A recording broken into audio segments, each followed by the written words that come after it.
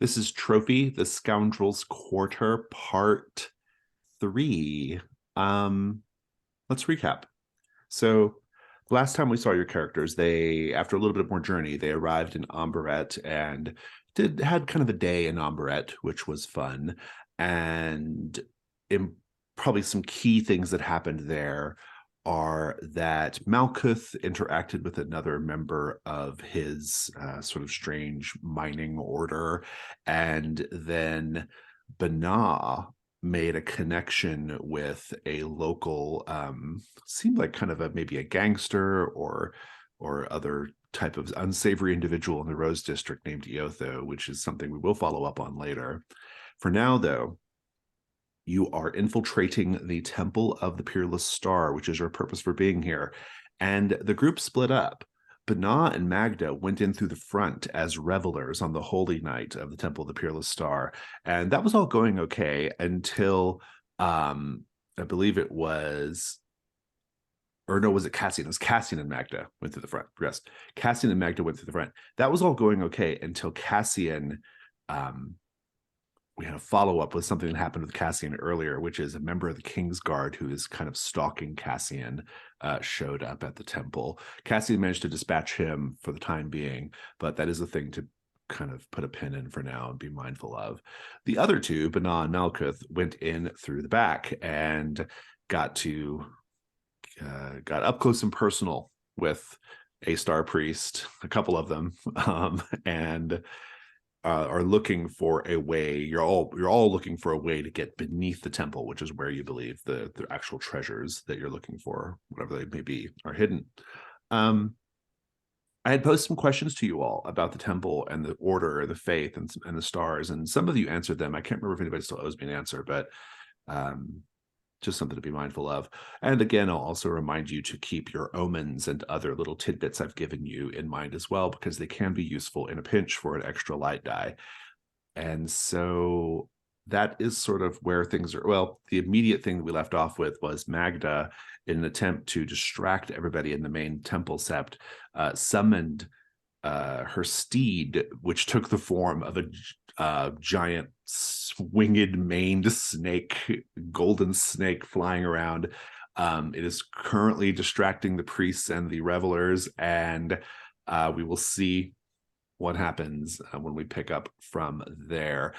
Bana and Malkuth are in the hallway in the back of the temple, thinking about going into the sacristy. We have learned that the way down into the basement is behind the altar in the main sept. The sacristy pushes up right up against it, and Magda and Cassian are coming in from the front, so it's kind of in the middle of the two groups right now. There's the altar, then there's the way down, right?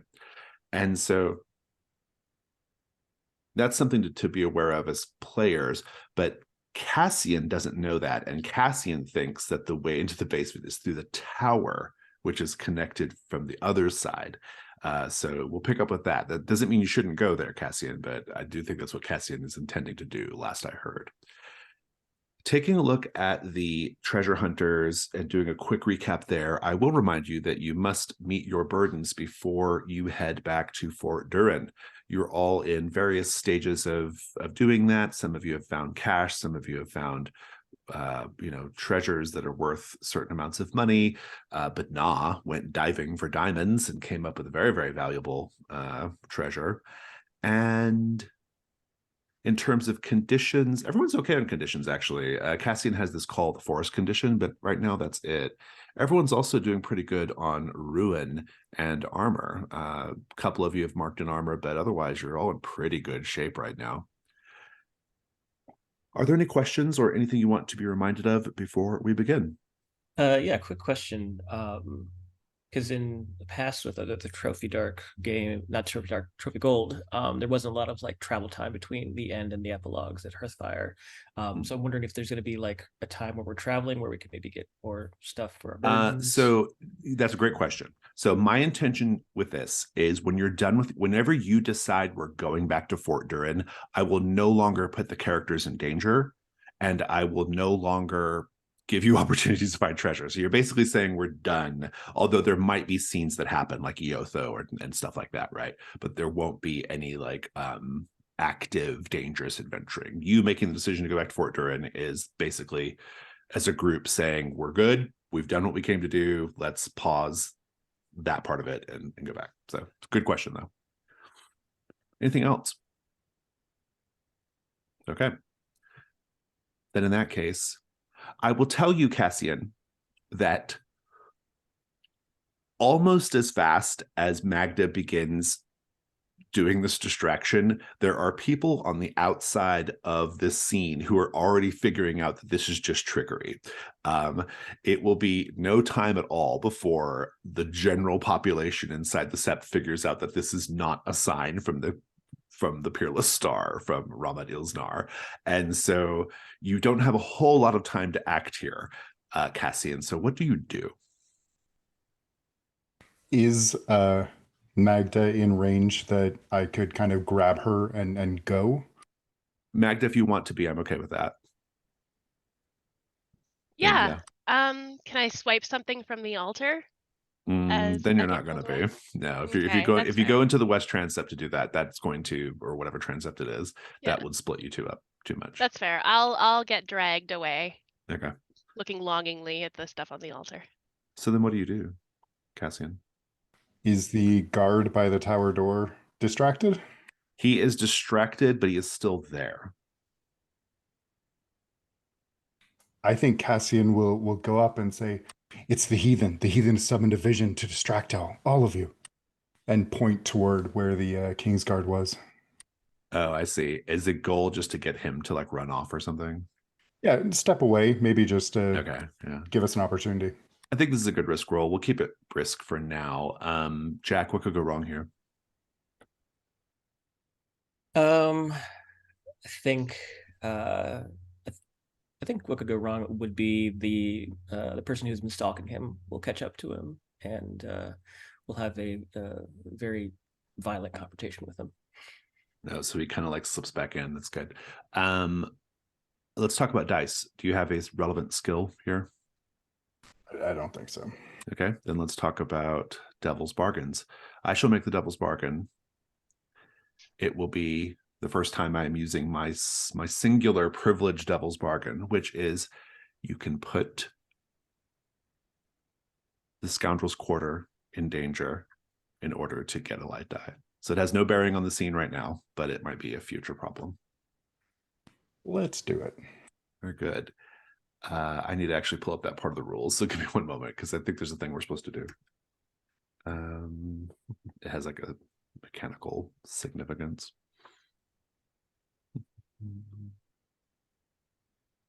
Apologies for the thrilling video for people watching the video as I look up a rule.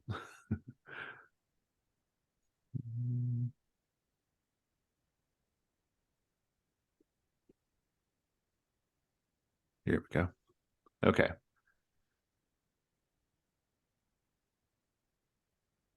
Okay, so the neighborhood starts at Ruin 1, and it can be wholly claimed by the forest if its ruin reaches 6. We have talked about how that's already starting to happen. On your way out, you described some things to me about how the forest was already kind of taking over the quarter. I have made you this particular devil's bargain. If you accept it, you take your extra light die as usual, but then we have the consequences that come to pass as a result of the roll. The consequence is simply a ruin roll on behalf of the neighborhood. Basically, we just roll as if it was a Trophy Dark incursion that the neighborhood is on, and we see if the ruin goes up. So, and then there's a little bit more that follows after that, but for now, we'll keep it there. Let's stay focused on this moment, though. So you have one light die, and do you want to risk a dark die, or do you want to just try the light for now? Let's start with the light. Okay, go ahead. You got a 5. There's a complication. The complication is this. For whatever reason, Magda can't come with you. If you're okay with that, let it go. Otherwise, add a dark die. Yeah, let's split the party even further. Let's do it. Please go ahead and describe how you are able to get into the tower, but Magda is not. I think the way that the guard turns is actually like directly between us. And so Cassian doesn't even look back to see if Magda's following. He just kind of ducks past the guard, pushes into the door, and then only after peeking through the gap as the door closes, notices Magda's not there. Entering the tower is a brand new set, and it has its own set goal. The set is called the Observatory, and the set goal, which has no meaning to your character right now, but is something for us to ponder as players: discover the spherical Astrolabe's true power.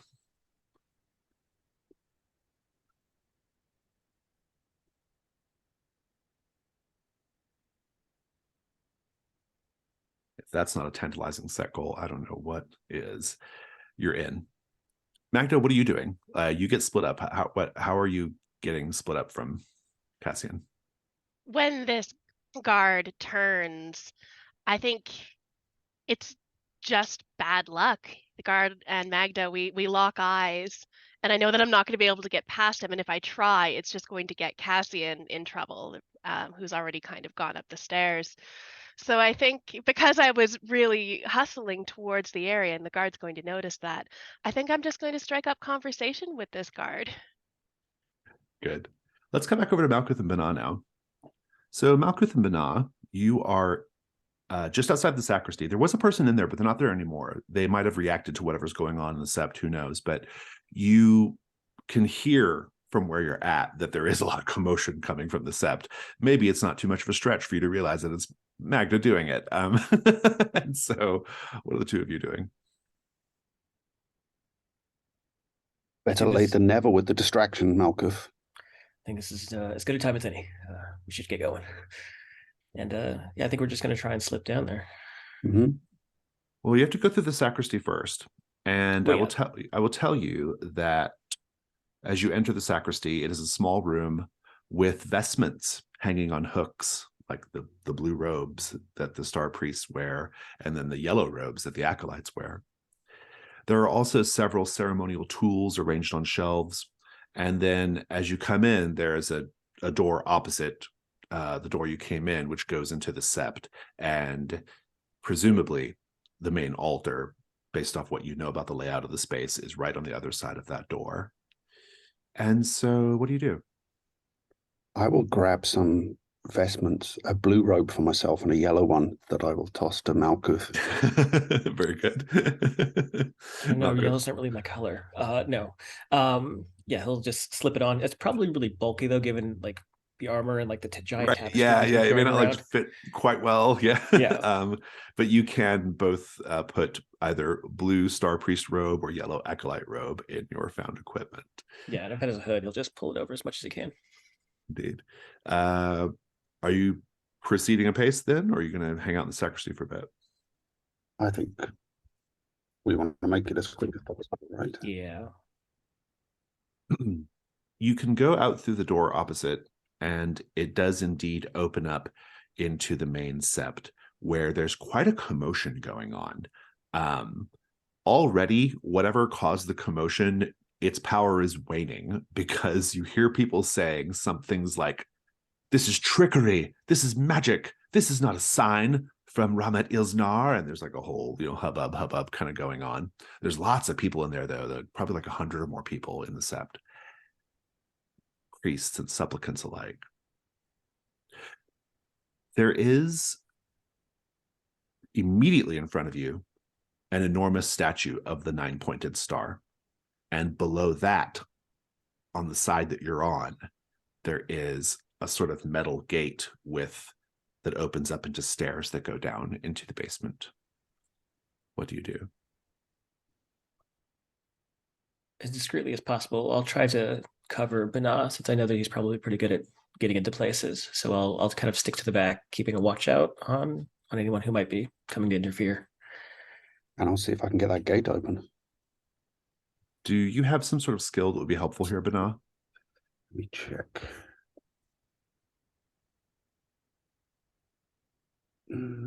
Stealth and dexterity and spontaneity. What about a tool?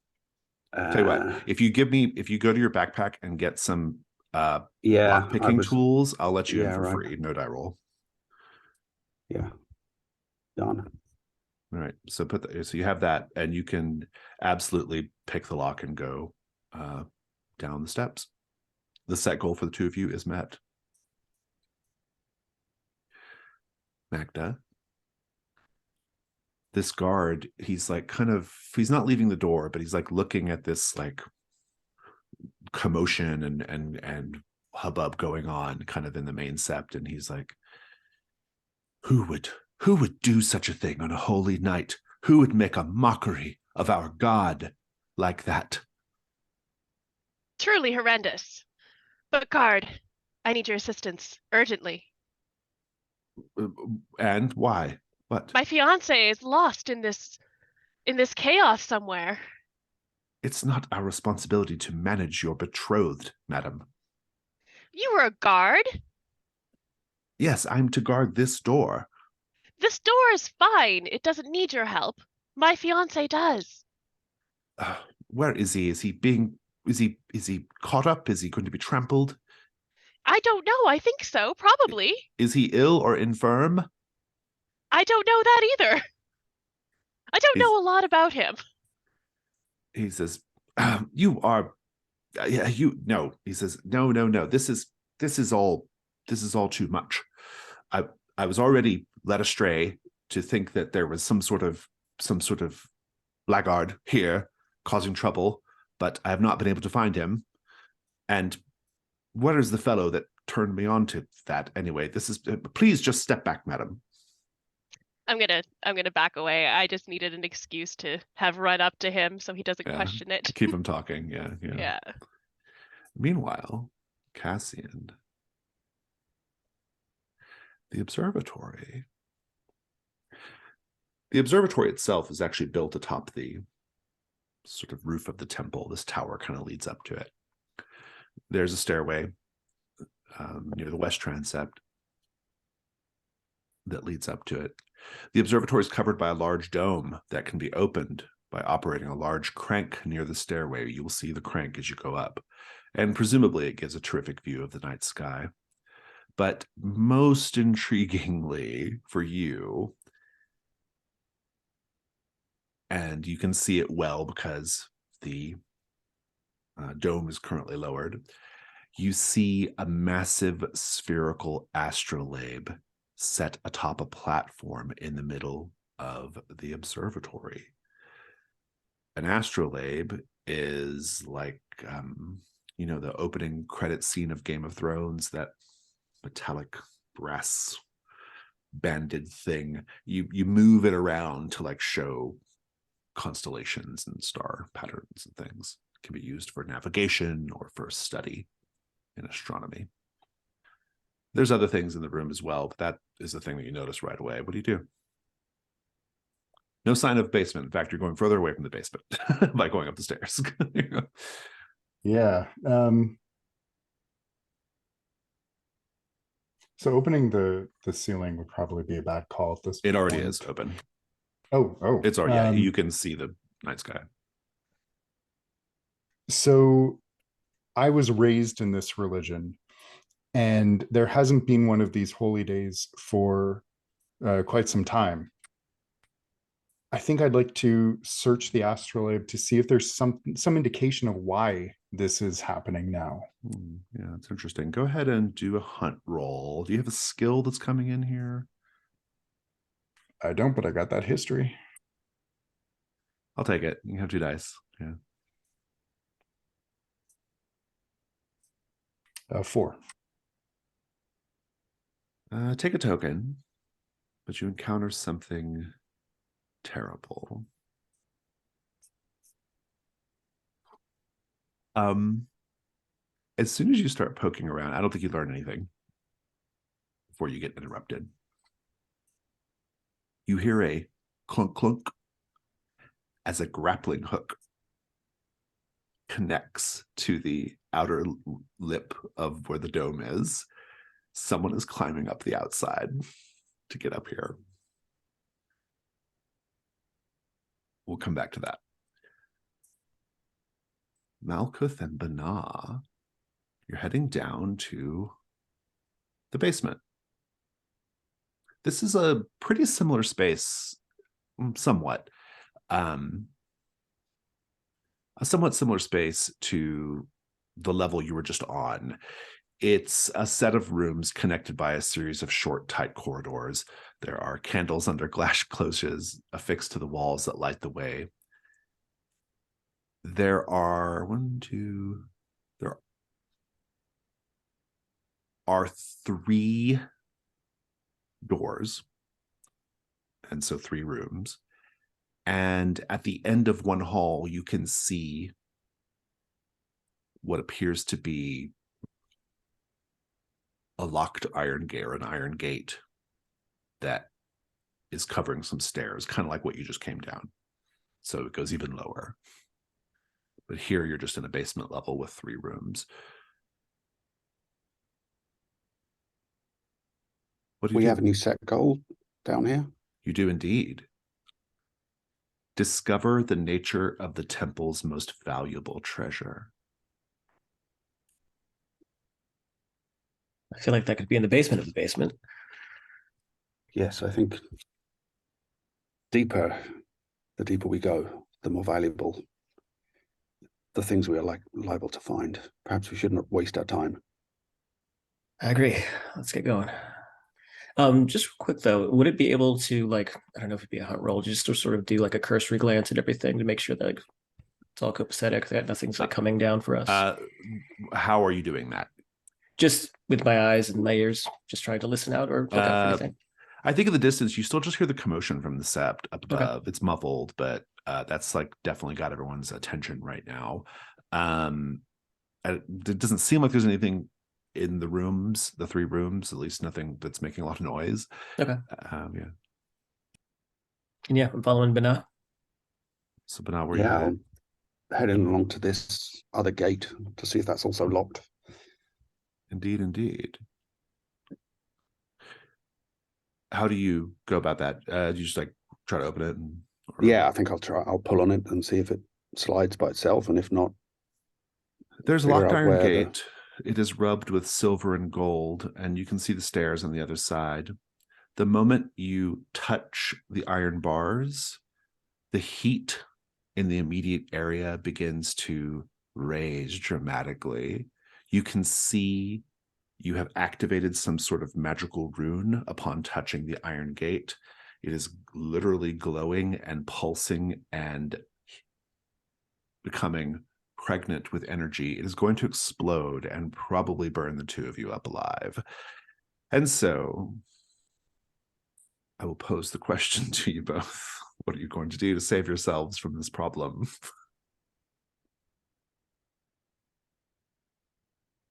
dive toward one of the doors along the corridor and see if I can get. You are rapidly disappointed to find the doors are all locked. Would I be able to just bash one in with my big old warhammer? It would be a risk roll, but you can definitely do Yes, that. I will do that risk roll. We'll come back to it. Magda, you're just hanging out in the sept. What's going on? I'm going to try and take it. I don't know that there's an entrance to the basement from No, behind you don't the know altar. that. Yeah, you don't know that. But you also haven't looked around entirely yet either. Yeah, I was going to try and swipe something from the altar, and I'm going to just quickly head over there and see if I can do that while the commotion is still starting to die down. Over by the west transept. Yeah. Yeah, you can definitely do that. I think it's the west transept. Let me confirm. The east, one of them has a statue and one of them has the little where they're doing the where they're doing the blessings, right? Yeah, because I think we said that behind them, where they're doing the blessings, there's an no, altar it's the with a east. bunch of treasures That's on the it. east. That's actually the east transept. The west one is the statue of Saint Clive. So the east one, there's people there, so you'll have to probably make a roll to make this happen. How are you going to do it? I am going to throw myself on the altar, praying to Ramet Ilznar. Yeah. And while I am, prostrating myself to this star, grab a thing, slip it into my cloak. Okay, we'll take it. Rob, what could go wrong here?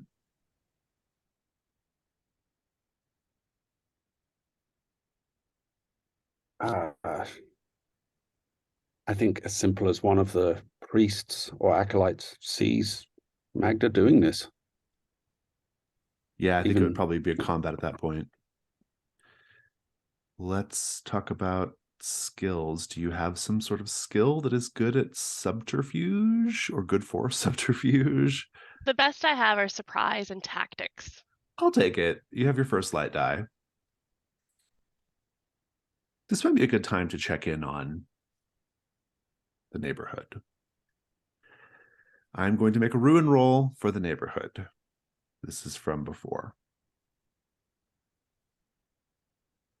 It's a 1. And so the neighborhood does not go up.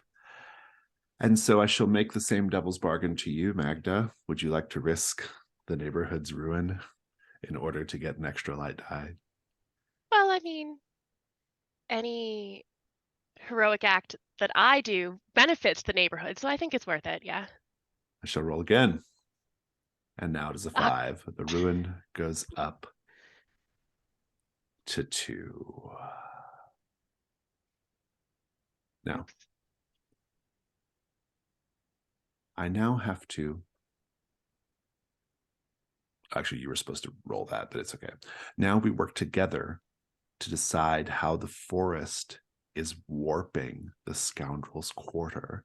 In particular, Magda, think about how your heresy and thievery and your low behavior is really doing it for the forest, and the forest is an invitation for the forest to move into your home. And what does it look like back home? Think on it. I think what's happening is if this was a TV show, it would cut between Magda leaning over the table and doing false lip service to this star trying to steal something, and it would cut to the forest. Literally, you could see moss and trees growing in different parts around the border of Scoundrel's Quarter. And just like how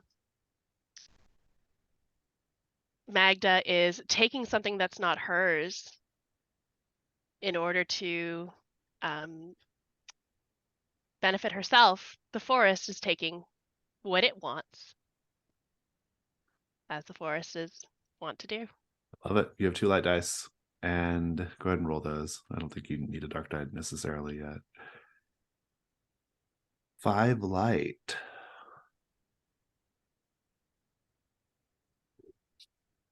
Here's the complication.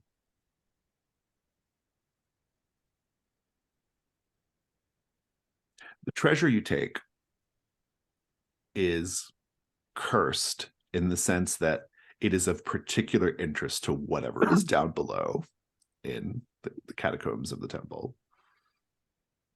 I love that. Very good. What do you take? I think I mentioned in our last session that one of the greatest treasures that they have here are meteorites from the sky, gifts from the god, and I think I take the prettiest one. Take a condition just to memorialize this. You can put the meteorite in your found equipment. It's worth 1 gold. You could take a condition, beloved of the starborn.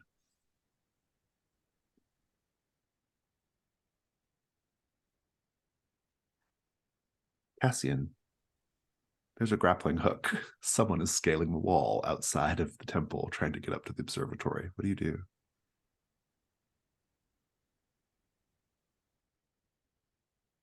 I'm going to try and hide behind the I keep wanting to say armillary, Astrolabe, and I mean, it is kind of an armillary sphere, except it's an armillary sphere is like a whole planet with holes in it, and Astrolabe is like bands. That's the difference. But yeah, they kind of I'll try function and the get same way, though. right. Get on the other side of it and see see who these people are, size them up a bit. You can do that. It is a man wearing a dark cloak and dark shirt and pants and boots, clearly dressed for the occasion. They even have their face and weapons and equipment blacked out. So like they are just like they are an inky, inky presence. You cannot see them. If you weren't looking, you would not be able to see them very well if you didn't know to look. And they slip over the edge, and they're very quiet. The footfalls are it's like you dropped a cloth on the ground. You can barely hear it. And they quietly pull up their rope and put their grappling hook away. What are you doing? I'm gonna try and sneak up behind them and put my staff around their neck. I like that. I'll give you the benefit of well, let me take a look at your skills. Silence and tracking. You can have it for free. Go ahead and describe how you do that. Just kind of slip up as they're winding up the rope and just quickly move my staff over their neck and hold it with my other hand and just say, occupied, friend. The person says, "You are very quiet. I commend you." It's a man's voice. "I commend you for your talents. I have talents of my own, friend. What if I told you that my glove, currently resting near your right thigh, has a poison needle in the fingers?"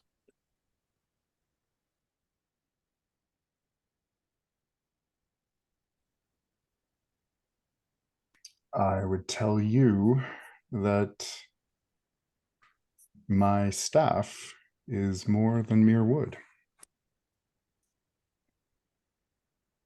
Perhaps we could pool our talents instead of Said an actor to a antagonize bishop. each other.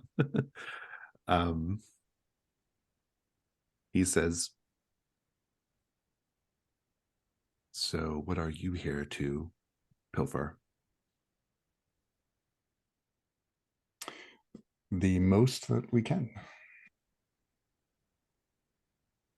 We're looking for a way into the basement. Well, that's easy enough. And There's you? stairs behind the statue of the star in the temple. Naturally. You're on the wrong side. In pretty much every axis that you could be, you are on the wrong side in terms of the cardinal directions. You are also on the wrong side topographically. You're much higher than you ought to be, friend. That does not surprise me as much as it should. What are you here for? Well, they don't line up with your aims, and so I'm not sure I want to bother you with the details. Let's just go our separate ways, shall we?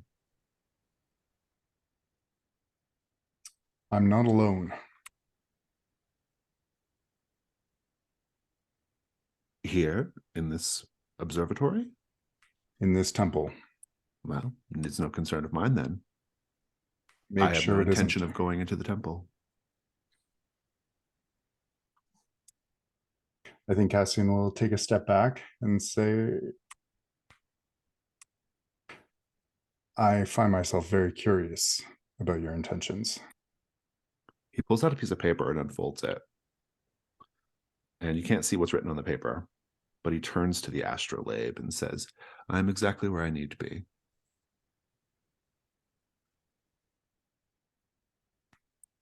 It is awfully difficult to transport this if that's your aim.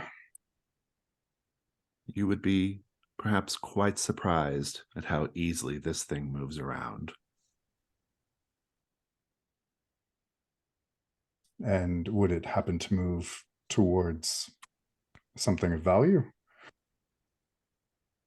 How do we interpret something of value? This is a very, very relative idea when it concerns this particular piece of astronomical equipment, friend.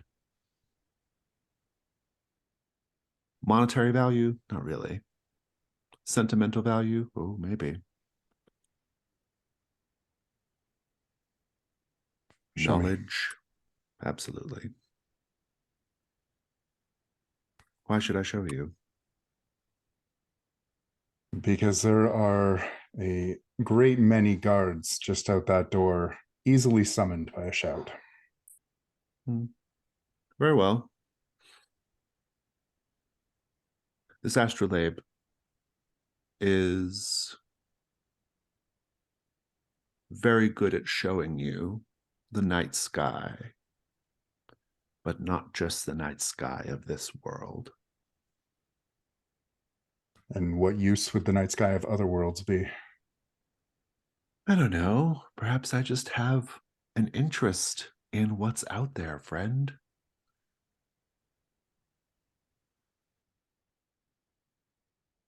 Have at it then. Thank you. Yeah, but he'll watch. He's curious. He says, you really don't want to be here for this.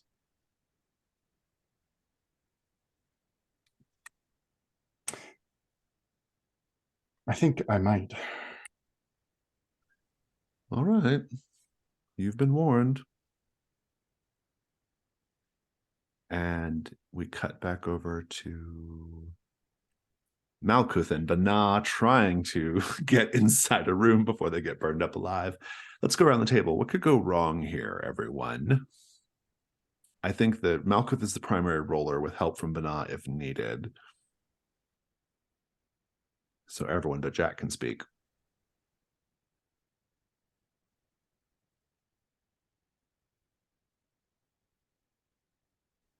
Is this besides just straight up immolation? I'll keep it simple. It's just straight up immolation. Yes, you get burned up alive by the magic of this rune trap. I don't know if it's more complicated than that, actually. Yeah, I was thinking like even if we get into the room, it doesn't actually, the door is no protection. Yeah, that could, yeah, exactly. That could be a problem as well. Let's talk about dice here, Malkuth. Do you have a skill? I could make an argument for paths. You know, I'm a miner. Actually, the best argument is is actually your Warhammer for the die. Oh, okay. Yeah, because it's equipment too. You've got one light die, and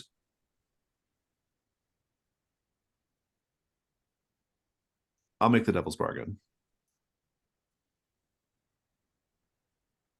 No matter what, something in the room that you're going into is also burned up, or is burned up regardless. Yeah, I'll take it. You have 2 light dice. I think a dark die is automatic here. Go ahead and roll 2 light, 1 dark. And then do I mark my Warhammer in the combat equipment for this, or? I don't think you can mark weapons. I don't think that's a thing that, I don't, yeah, I don't, what are those boxes even there for? I have For no idea. ranged weapons. Oh, for ranged weapons. Yeah, no, you don't, they don't get marked. It's, that's not how it works. So, Right. Bear with me just a moment. The thing disappeared.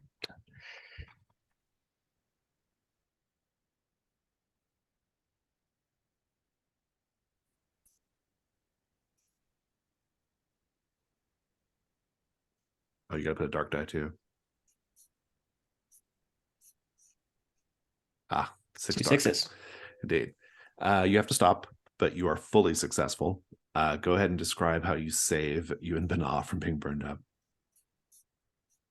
Yeah, I think he's just going Jack Torrance on this door. It's harder than he thought it would be, but I think that's when his adrenaline and his temperament kicks in, and I'm pretty sure Bana's panicking at this point, seeing the gate starting to sizzle and glow with this energy, and finally, just with one mighty kick of the door, he kicks the door in, takes Bana by the collar, pushes him in, and then sort of tumbles on top of him.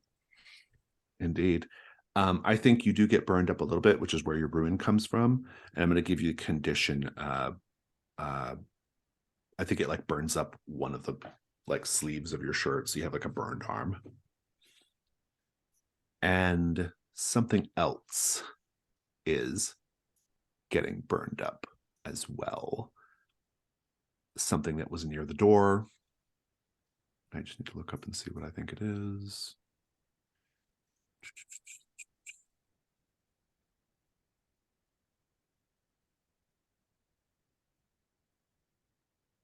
Ah.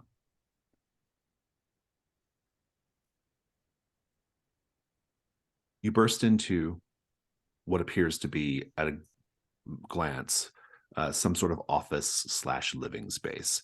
And there is a wardrobe that is right by the door.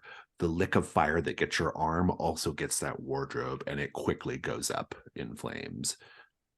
But you are otherwise safe.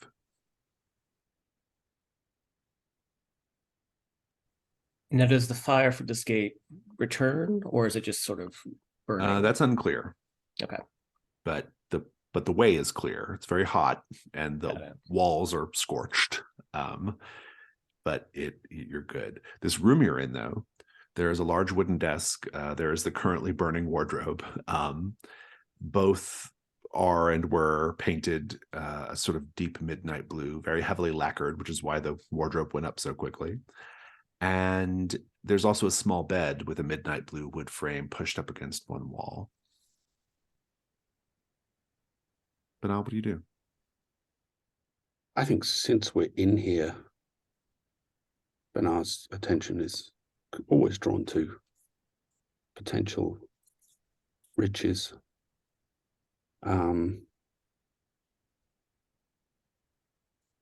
So I think he would certainly at least give a cursory pat down of the bed and a glance underneath it to see if there's anything worth tucking in his pocket. Make a hunt roll.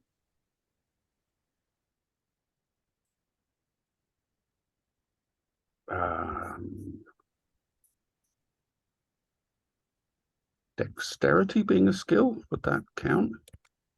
I mean, you're just looking around and searching, and there's nothing to break into.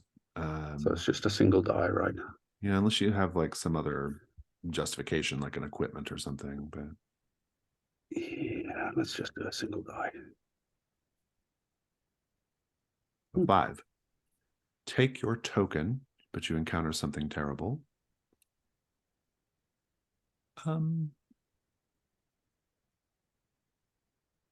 You're poking around.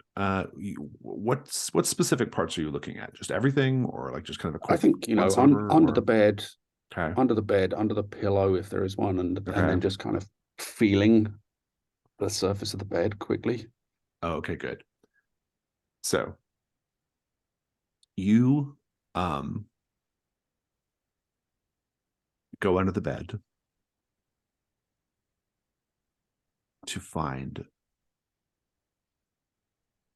that you are face to face with a snake, a viper, coiled up underneath the bed. It draws back upon seeing you, ready to strike. You are not in the best position right now because you are down on your hands and knees under the bed, looking under the bed while the snake is rearing back. What do you do? Just a kind of and then try and roll from my hands and knees position away from it so that it can't kind of get to my face at least. The worst thing that can happen is you get bit and you're very terribly poisoned. I will give you dexterity for your first slight die. Amanda, you can offer a devil's bargain.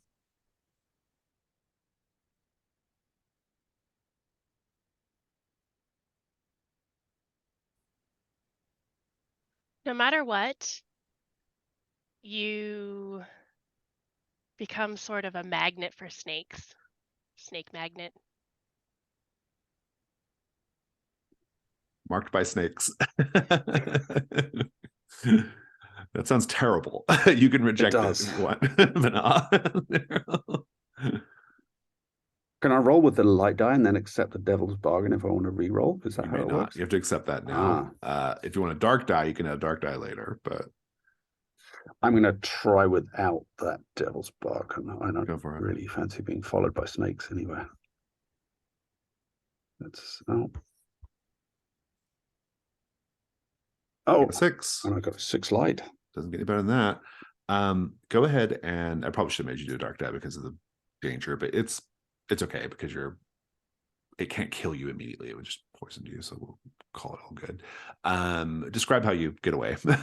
Once you know the snake's there, dispatching the snake is no problem, but it caught you by surprise. I think it's as simple as I roll away from it and just keep going a couple more rolls so that as it lashes out, I'm rolling again and it just can't reach. It doesn't have the length to quite latch onto me, and then I'm able to get to my feet and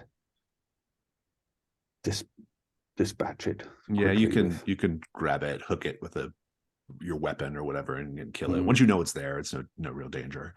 Even just decapitate it as it Precisely. Yeah. That's more cinematic, right? Malkuth, this room, as I mentioned, it does have the bed's pretty well covered, I think, but there is a desk as well. There's also on the wall, Malkuth, there is something that looks kind of similar to something you've already found. Didn't you roll up the tapestry that was in the Yeah, I took the tapestry. Yeah, you might be on the lookout for such things, because here in this room, in this office, there is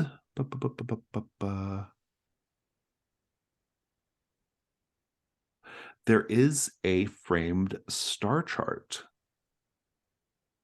hanging on the wall. Interesting.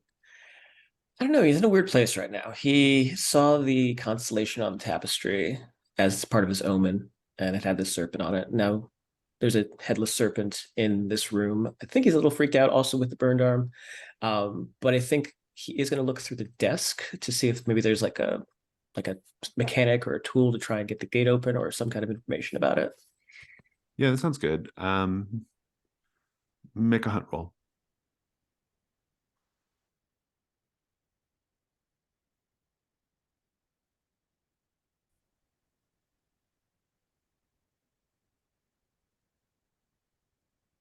You got a 5, take a token, and you encounter something terrible.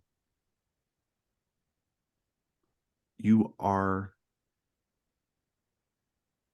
going through the desk.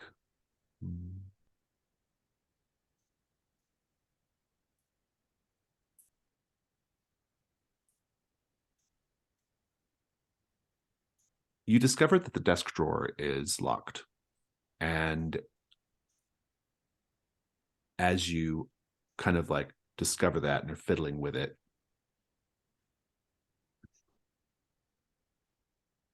you feel a little in your palm, a little sharp prick in your palm. There's a small, fine hole in the desk where a needle trap has been set and sprung. You feel, ironically, poison coursing through your veins right now. Let's check in with Magda. Magda, once you have your meteorite, where are you going? To the absolute opposite side of the sept, so that people don't think it's me that did it. Towards the altar or towards the exit? I'll go towards the statue, which is in the west The side. altar, yeah. Well, it's in the technically East side. The east and west are the sides, though, the transept, so it'd be north or south. We haven't decided which way. Guess it would be north. Okay, that sounds good. You can do that. And you'll you might even hear from the other side of the statue, someone has broken into the gate going down into the basement. They say aloud. So convenient. I know. I glad for my good luck on hearing that. I think I'm going to take a quick look at the statue before I try to get down into the basement. Because I know that a lot of the time in places like these, they'll engrave statues with jewels or place, you know, really expensive things around the altar, around the bottom. So in case I can, you know, Go ahead take something. and make a hunt roll.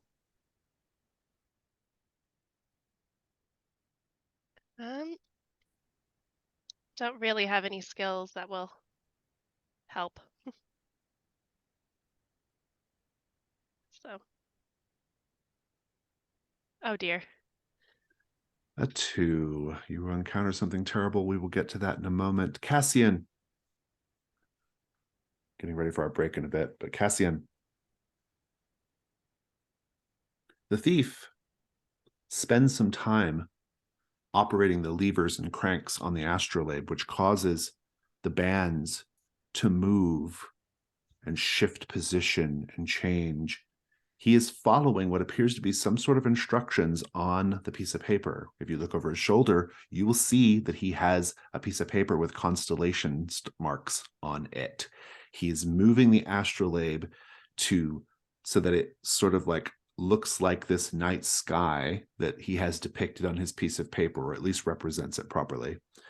And he's doing all that. And as he's doing that, he's like, yes, there we are. Good. I think that will do it. I warned you, friend. And he clicks the last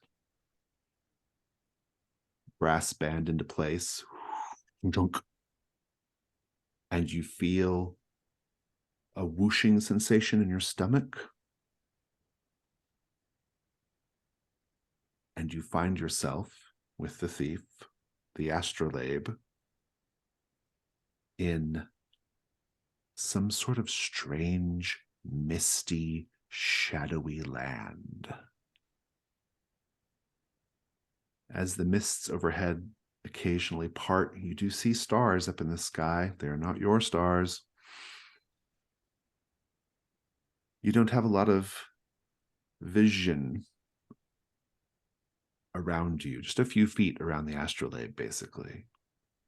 But you can't help but notice a number of shadowy figures are surrounding you in a ring, stepping through the mists. They let out a cry of recognition, recognizing your presence, no one in particular. And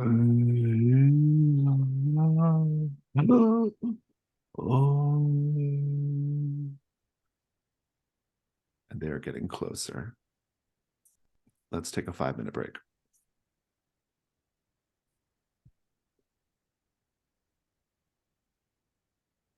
Magda,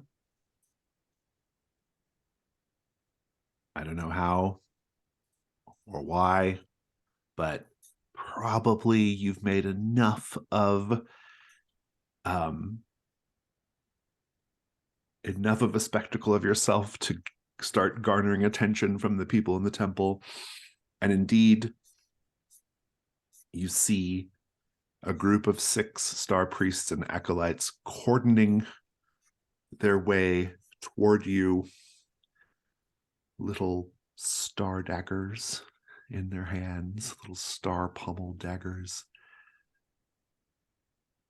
They are moving in. Malkuth, your blood is on fire. Bana, Malkuth has gone and gotten himself poisoned. I think you're the one who has to help him. What do you do?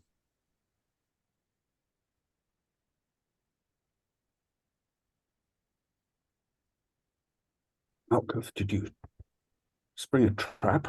Malkuth cannot speak. Malkuth is screaming in pain presently. I'm looking desperately at him to see if I can figure out what happened. Is it like obvious that his hand is where the poison entered, or? Malkuth, you can convey that much, I suppose. Yeah, I mean, I'd be holding my hand, just Yeah. like screaming at it. A solution does present itself here, but I don't know if you're going to like it. Put your hand down on the desk, and I'll will stop the poisons from spreading any further. But I think first I will see if I can if I can suck the poison out of the puncture wound, you know. I think that's a good plan. Let's do a risk roll. Ben, what could go wrong here? The poison is actually capable of being transmitted skin to skin contact, and just touching him is going to infect you. Or getting a mouthful of it, yeah. Yeah, great. Love it. Let's talk about dice. What do we think skills wise here? I was going to make a Spontaneity, maybe? spontaneity, yeah, I'll take because it. it's like you're quick thinking. Oh, I'll take it. One light die. And I'll make my offer again for the forest. Taking the poison into your body. You want to put the neighborhood at risk? Oh yeah, 100%. Very good. You have 2 light dice, and Oh, I think what you're doing is dangerous. I think sucking a poison is not a good idea as a general matter, at least. I mean, venoms and stuff, it's okay, I suppose, but we don't know what the nature of this poison is. So let's go ahead and roll 2 light, 1 dark. 6 light. Please describe how you save Malkuth from both agony and death. I think as I see him grasping his hand like this, I can see it kind of blackening and turning purple, and flipping it over, I see the puncture wound in the palm, and I just sink my teeth into the palm of his hand and take a kind of a chunk of flesh and suck and spit and suck and spit, and there's just a mouthful of blood every time. And by the end of it, Malkuth is left with a sort of a big chunk torn from the palm of his hand, and Bernard has blood dripping down his chin, but you know the poison. We can see the kind of the veins in Malkuth's arm beginning to return to a more normal color, and I think Bernard will give a final spit and say, "Leave the trap springing and the lock springing to me in future, Malkuth." Yeah. I'm just gonna hit things from now on. You Yes, can hit perhaps. that drawer if you want. I imagine he's probably like kicking at it at some point when during the sucking, given the pain of the poison, he's just sort of kicking it as impulse. Indeed. Let me go ahead and roll for the neighborhood right now. The ruin goes up. It is now at a 3. Bana, please describe how taking poison into your body is a metaphor for the poison of the woods entering the district. I think we see a kind of view under the streets of the district, the primitive sewer system that exists in the city, and there are vines and creepers kind of spreading along the roof of the roofs and walls of these tunnels, as something from outside the city is using that as a method of entry, and you know there's this kind of foam of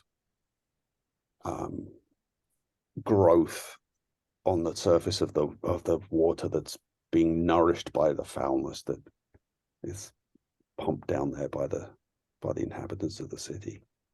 I love it. Malkuth, having smashed open the drawer. Oh, there's a sack full of silver worth 2 gold. You can split it up between you or however you want. Yeah, I think you're owed something for saving my life. So he'll I'll hang on to it if you don't mind. We can split it up later. Mechanically, are you going to split it? Yeah, mechanically I'm going to split it. Both your golds. Yeah, just add 1 to your gold counters. Let's cut over to Cassian. Cassian, there are shadowy figures emerging from the mists all around the Astrolabe. One such figure steps close to the thief, and the thief smiles and says, "Oh, my love." It's a woman, this figure that stepped across. My love, it's me." And he throws the hood back and he takes his water skin and washes the soot out of his hair and off his face. And he says, it's me. And she just kind of like turns. She's a very like pale figure with limp hair and a simple shift dress. And she turns and she sees a glint of recognition. And then a little smile forms on her mouth. And he takes her hands and he turns back to you and says, "This was a one-way journey for me, friend. I hope you recall well the appearance and relative positions of the stars of our homeworld." And he walks off into the mists with this woman, leaving you surrounded by a number of these wraith-like people who are closing in. Let's talk about characters being cordoned in. Magda, Star Priests are ready to rumble. They are tired of your bullshit, and they are your steed is long gone. They are collectively, I'm going to say that they're collectively a 10 endurance. Please describe how you are vulnerable and roll weak point. I mean, you said there was 6 of them? 6. 6 against 1 is extremely unfair, even for a really accomplished soldier like Magda. Indeed. What is your weak point? That's a great question. It is a 6. Not great. Go ahead and roll a combat 1. Good luck getting a 10 on a 6-sided die. You got a 6, and so they hit you, but just 1 ruin though. Give us the first part of the fight. What does it look like? I'm going to mark my rusty steel shield. I think they come at me, and these are, I mean, they're trained guards, but they are trained in Ambaret for guarding a temple.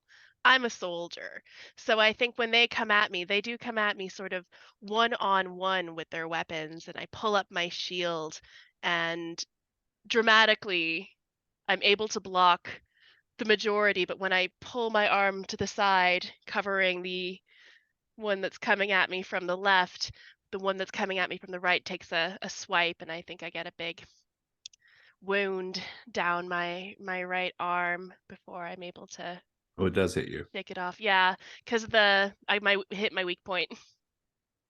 Oh, I thought you said you were blocking it with a shield, but Oh, I am. Yes. Never mind.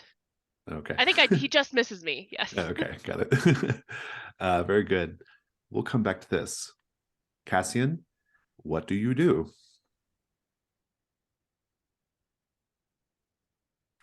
I think Cassian will be familiar enough with the night sky to be able to make make an attempt at returning. But before he does that, are there any plants, maybe dead flowers, dead Would you have in mind? I have the gardener ritual, and I'd like to take something home. Okay. What does the gardener ritual do? I can consume a plant to absorb some of its memories. Oh, I like that. Yeah, you can take something. That's fine. You can maybe you can have been doing that while he was reuniting with his love or whatever. What are you going to do about these like strange wraith people closing in on you right now? It's unclear what their intentions are. I don't think this is a happy romantic reunion, though. Probably not.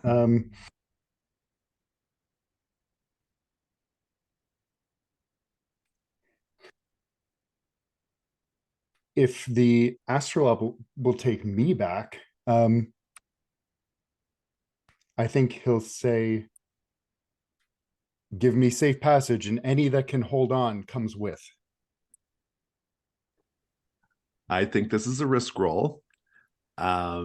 Everyone gets to say what could go wrong here.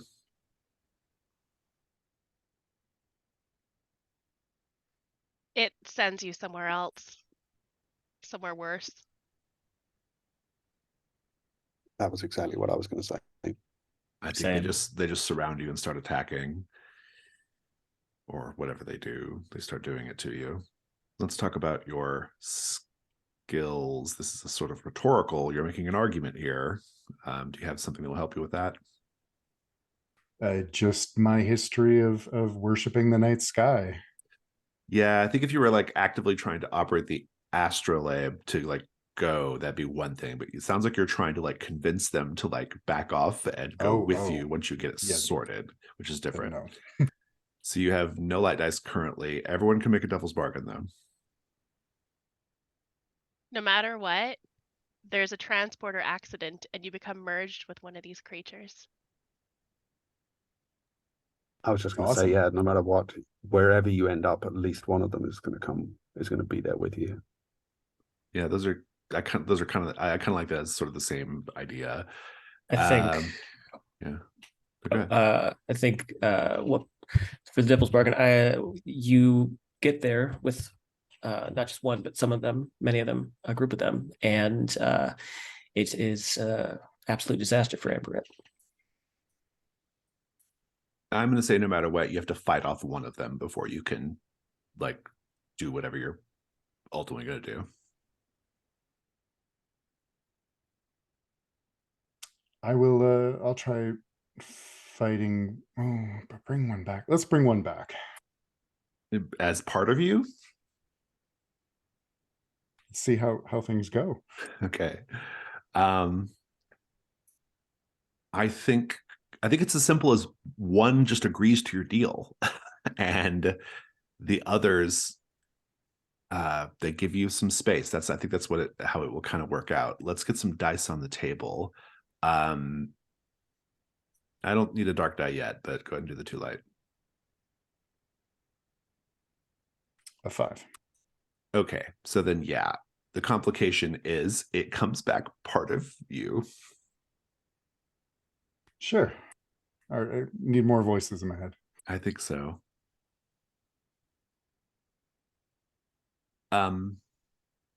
Just give me the whole scene, getting back to the observatory.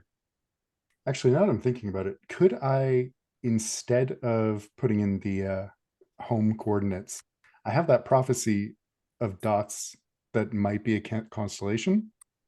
Mm-hmm. Do you want to do that instead? I'll try that. Yeah. Oh, intriguing. This gets more and more interesting. By all means, yeah, you can do that. I think as he's sliding the bands into place, he remembers that prophecy and just looks over to the one that seems to be nearby and says, "Slight detour, and then we're going home." And slots or slides the rings to match the prophecy of dots of ink. Magda, let's get that second combat round. It's combat 2, looking for 10.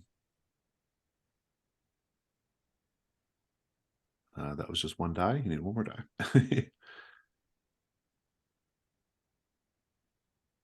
Is that 2 6s then? Yeah, I figured it's kind of cheating if I roll twice. Yeah. You certainly win. You take 2 hits, regrettably, which you can absorb with armor, but please go ahead and describe how you defeat this group of attackers.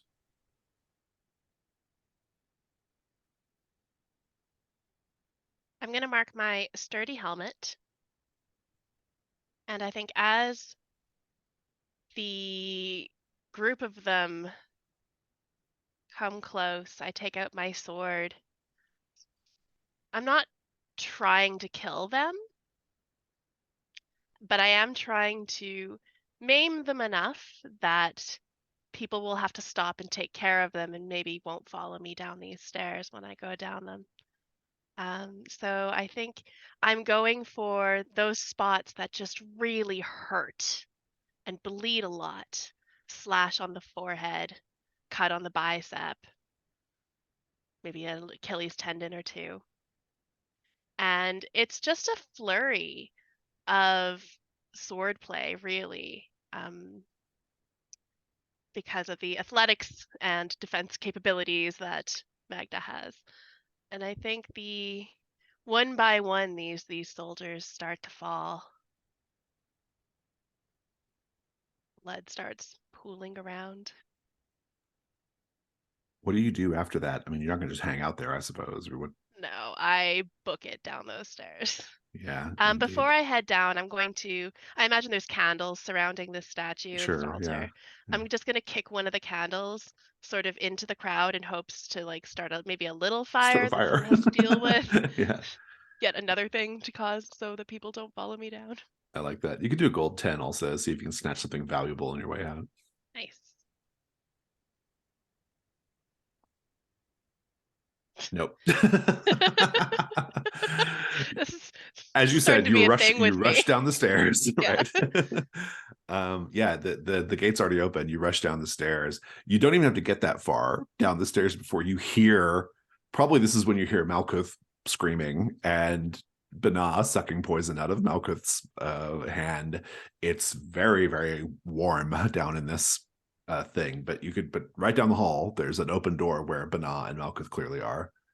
Yeah, I'm charging in. Yeah, indeed. Sword drawn. Just as you divide up the silver, say, or just as you, or right before you do, before Magda can realize, I guess, Magda comes in, right? And let's just have the scene with the three of you there. What's happened to you? A lot. Fire and poison, mostly. Well, there might be fire upstairs as well. I'm not sure. Additionally, we might have company soon. I did not pull off the distraction quite as well as I'd hoped. Have you seen bought us Cassian? enough time to get down here.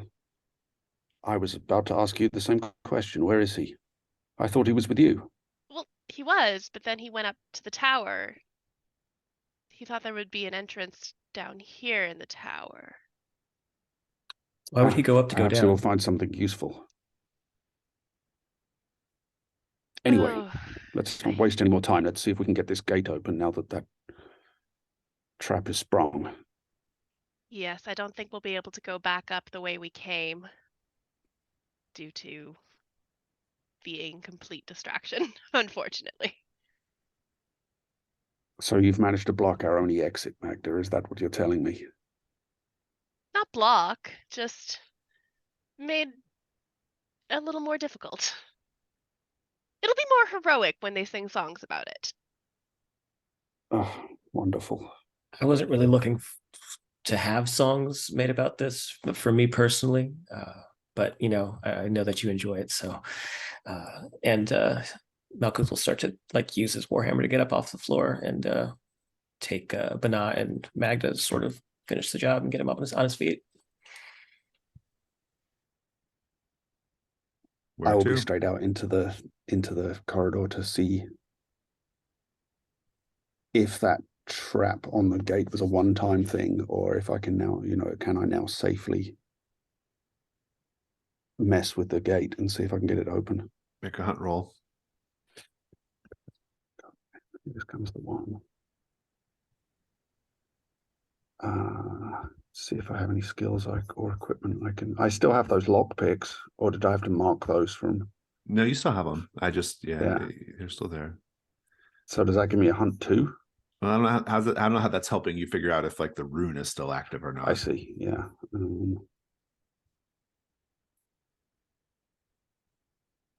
Yes.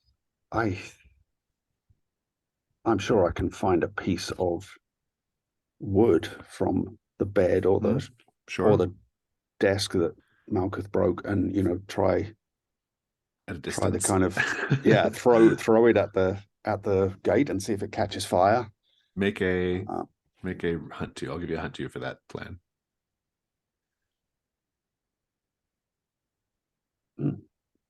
Double threes. But you encounter something terrible.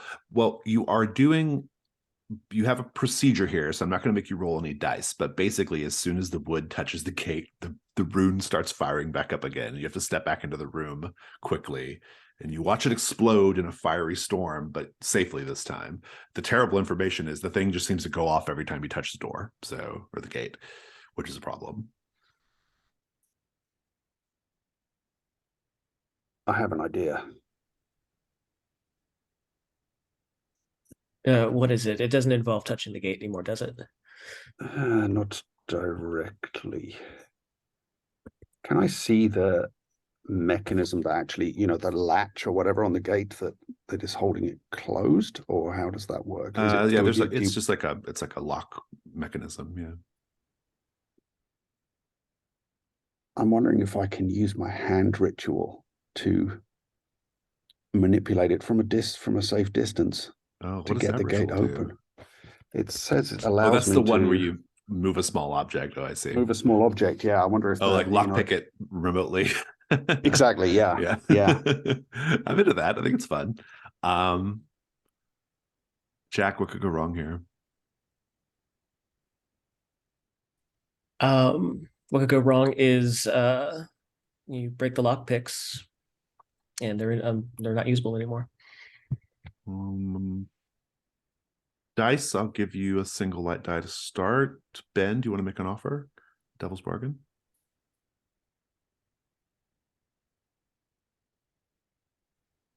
There's an additional rune that's going to be triggered, and it's going to leave you marked as an interloper.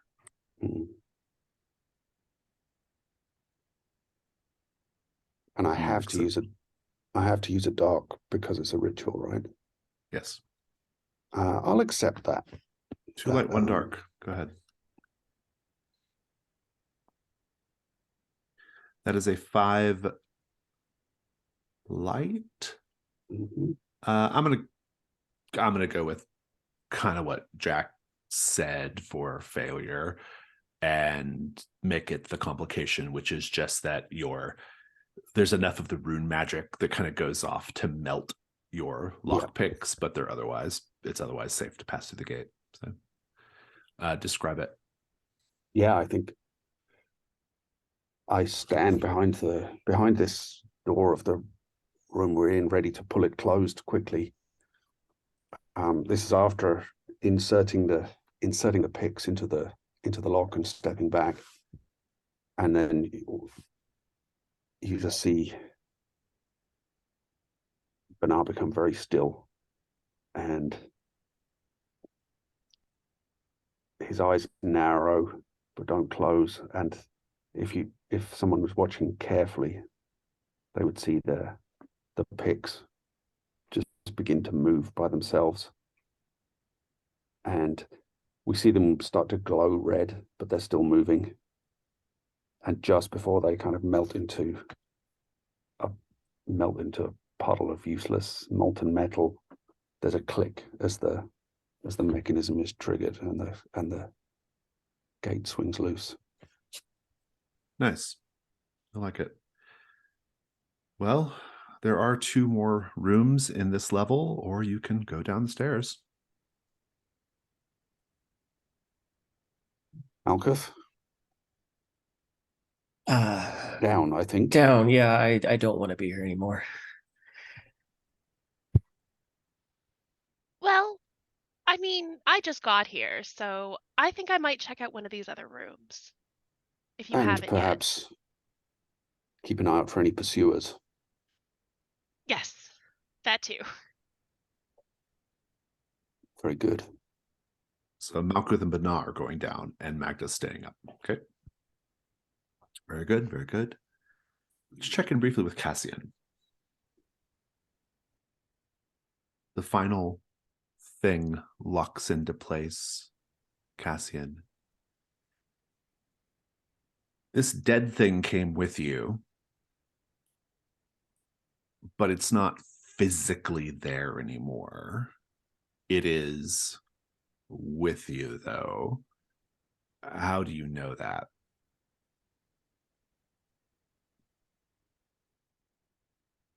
I can still see it in the corner of my eye, but it moves with my gaze, like he's always just there.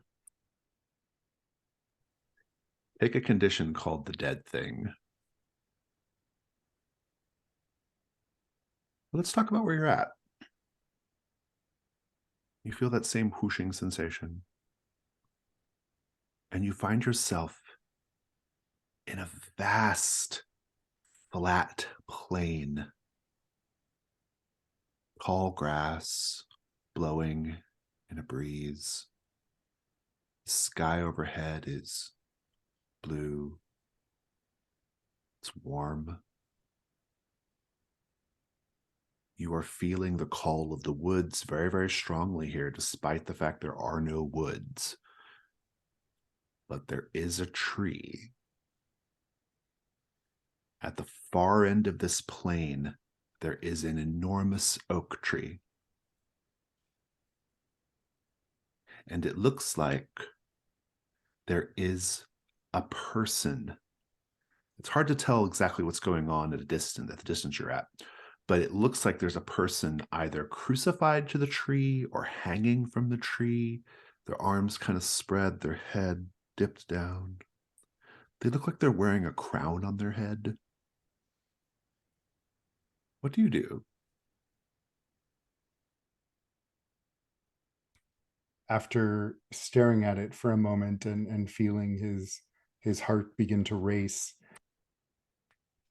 he's going to approach.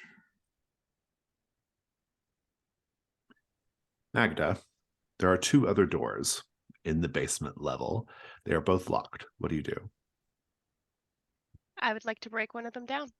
You can do so easily. The one that you break open to start is a library. A small, cozy room with rugs, comfy chairs, a stack of folded blankets, a built-in bookcase along 3 walls.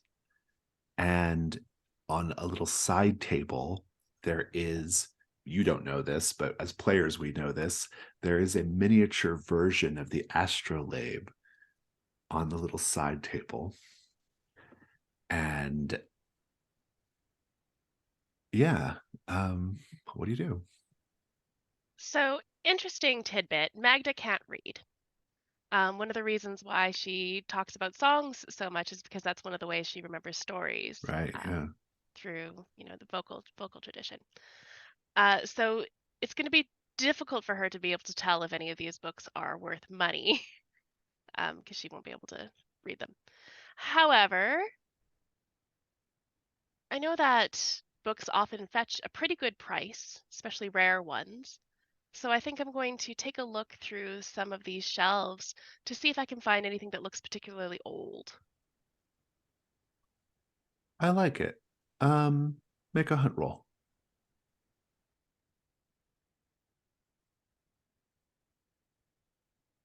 That's a 3. A 3. You hear voices coming down the stairs from up above. I think she went this way. Clack, clack, clack, clack, clack, clack, clack. Yeah, there are star priests coming down the stairs right now. What do you do? I'm going to hide under the blankets. Very good. We'll come back to this. Malkuth and Banah, you're going down into the next set, or the next set. The next set is the catacombs. This is a huge set, and it is the principal adventuring location of the Temple of the Peerless Star. All the rest was just preamble, my friends. Let's talk about what's down here. It is a large network of masoned corridors and natural stone tunnels. It occupies an area at least twice as large as the temple itself, probably much bigger. The ceilings are fairly high throughout, and the whole area is decorated with star carvings rubbed with silver. You start to notice these things as you go down the stairs. Your light disappears pretty quickly. There are no light sources lit once you get to the bottom of the stairs, and so I need a torch or something from either of you, from one of you.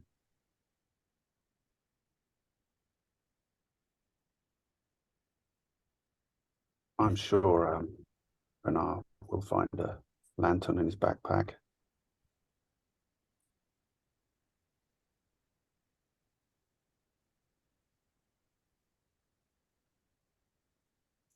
Do you? Yes. Do you have a I'll slot? do that. Okay, great. Yeah, I have Now, a lantern and some oil. Yes. this next thing I'm going to describe to you is very important. The physical details of it are very important, so everyone pay attention. When you get down to the bottom of the stairs, you find yourselves in some sort of like a central junction, essentially.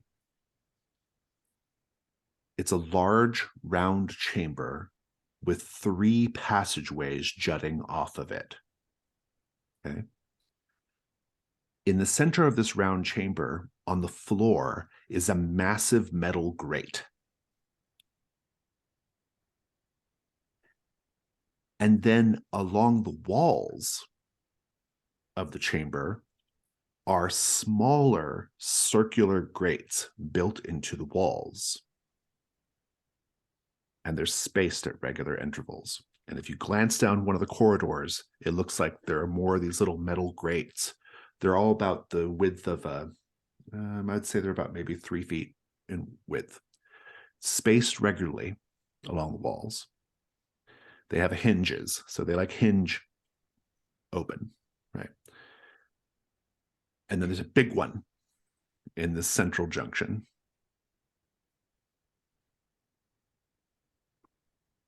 What do you do? What do you make of this, Malkuth? Drainage? Drainage, perhaps. Could I see your lantern? I hand it over.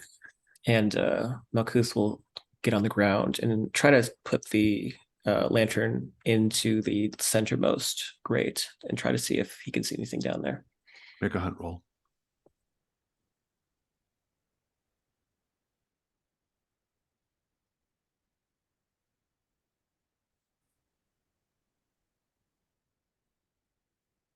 Is that a 6? Yes, it's a 6. Take a token. Down below, it looks like a sort of refuse pit. There's just piles of detritus and bones down below, beneath this metal grate in the floor. It's like a little pit beneath it. And about how big is it compared to the other ones? You said this one's like much bigger. This one takes up like almost the whole floor, or it's like, it's been, well, it's not quite right. It's maybe like 8 feet in diameter. It's very wide. Yeah. I see a bunch of bones down there, so I'm guessing it's waste of a certain kind.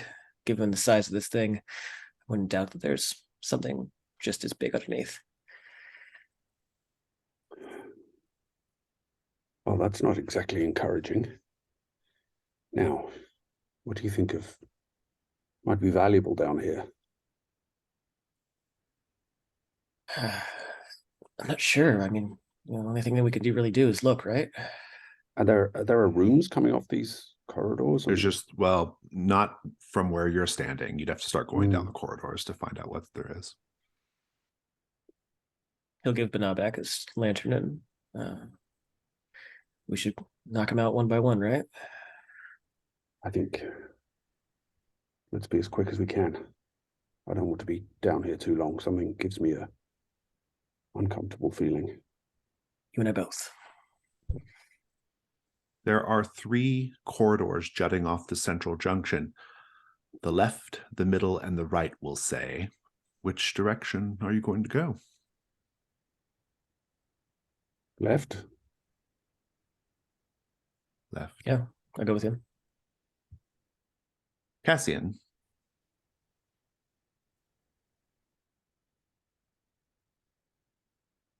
Whatever this thing is, this person, this crowned individual hanging on the tree, it's calling to you. It speaks to you in your mind You can hear it perfectly. It says, I have waited so long for someone to answer my call. And here you are.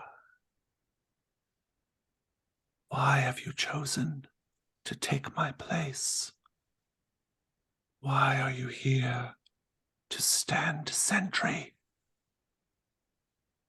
over the great forest?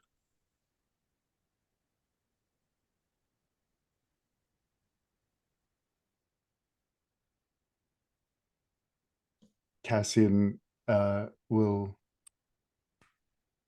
he'll kind of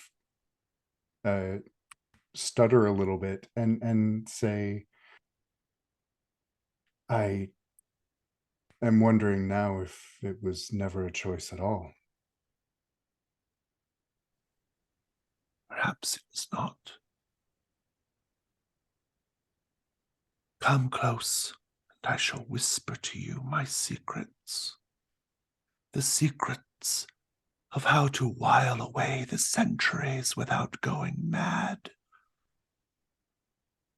There are games you can play, puzzles of the mind, palaces that you build in order to maintain your sanity while you do this good work. And what do you stand sentry against upon this tree? I do not stand sentry against.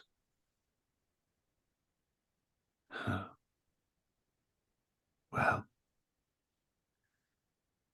I am a watcher, say.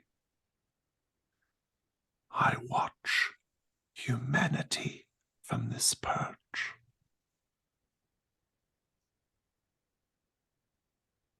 You are not the old one of the forest. I have many names. And all you do is watch. Yes, in some places. In some places, I plot. I think. I have to manage many, many disparate passions and motivations. Some forests are benevolent. Some are malevolent. My role is to simply observe and be helpful where I can.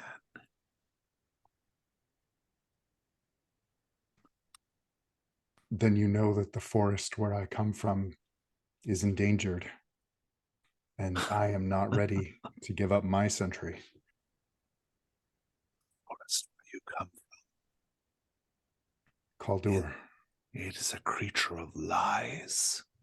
It lies to you and has lied to you every moment since your awakening. And you will be in conversation with it. For eons, you can come to terms with the lies it has told you.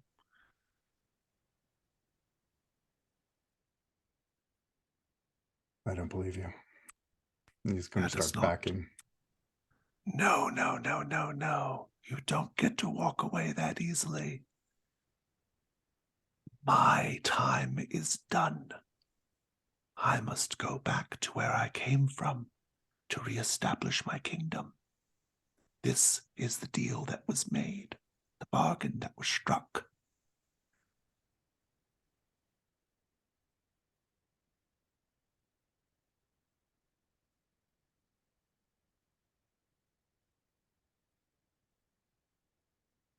I have more to do yet, but I will return. There are roots bursting out of the ground untangling your boots and your hands, trying to pull you closer. Let's check in with Magda. Magda. While Cassian is talking to ancient godlike tree things, and I'm bravely hiding under some blankets. Banah and Malkuth are heading deep into the true heart of the temple. You are hiding beneath a pile of blankets. I don't think that will be any trouble. They're going to just give a cursory look into the rooms, and they're going to quickly realize that the intruders have gone down into the catacombs, and they will be heading in that direction. So once you're free and clear of danger, what do you do? I think I'll probably snatch that miniature astrolabe off the table. You If can it's indeed. small enough to throw in my bag. It's worth 2 gold too, as well. Ooh, fabulous. And I will peek out the door to make sure the soldiers are in fact gone. And Well, they're priests and not really soldiers, but yeah. Priests. And make my way to the other door and try to quietly break it down. Yeah, if you just give them a little bit of a distance from you, you can bust it open pretty easily. This room is what is this room? It looks like it's a dry storage. It's a dusty room with dried foodstuffs, old rugs and tapestries, and various supplies. And what do you do?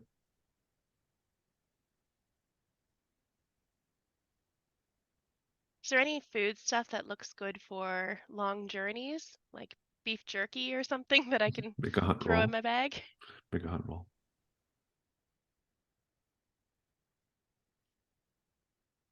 You encounter something terrible. We shall interpret terrible liberally here. There is a stack of rugs and boxes in one corner of the dry storage, and you overhear a voice. Be quiet, quiet. Shh.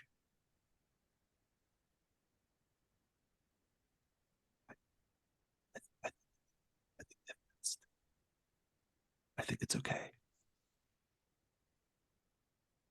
I only heard part of that, sorry. Oh, they just said, I think they've gone. I think they passed.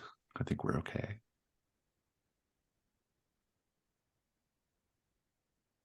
What do you do? I freeze and they stay very quiet to see if whoever's there will come out. You do hear someone creeping around to take a look to confirm everything is okay. It is a star priest, disrobed to his waist. He looks around and he sees you. He says, I don't mean any trouble. You can take whatever you want. I pull out my whistle. I have a whistle. And I threaten to blow it. Listen, kid. I'm gonna blow this whistle. Call those priests down on you, because I know what you're doing is wrong. No, I'll think about not doing it it- if you tell me what's worth, something pretty penny in here. It comes out and he's like, I don't know, like there's some like biscuits and salt pork. You look like the kind of lady who might like a good hunk of salt pork. I feel like that's an insult, but Magda doesn't really get it. All right, well, you call anyone down on me, I'm gonna come back for you. You know that, right? Yeah, no, like I'm cool. I'm cool. I don't even care about stars. Why are you a priest here? Well, it's better than going to war. Coward. Absolute coward. And then I'm gonna grab there's some of that another salt voice pork. behind where he was at who's like, who is it? What's going on? Who is it? And he's like, just don't worry about it. Just shh. So are we good here?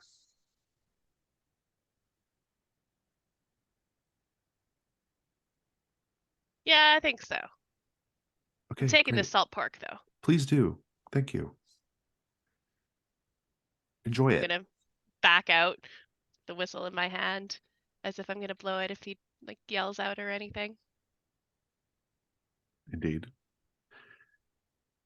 And let's take a 5-minute break. Cassian, you are being... There are roots of this tree bursting out of the ground, trying to grab you, trying to drag you to take up your position, which you have volunteered to do by arriving. I'm going to make you make a risk roll here. Or, alternatively, you can give the dead thing to the tree and be free and clear of both.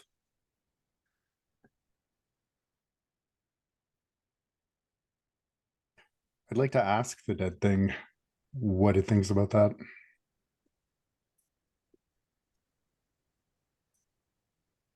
The dead thing is attracted to the idea of the tree because the tree is a representation of life. And life is what the dead thing has not had for a very, very long time. And so it's thinking of this in very simple, primal terms: death versus life.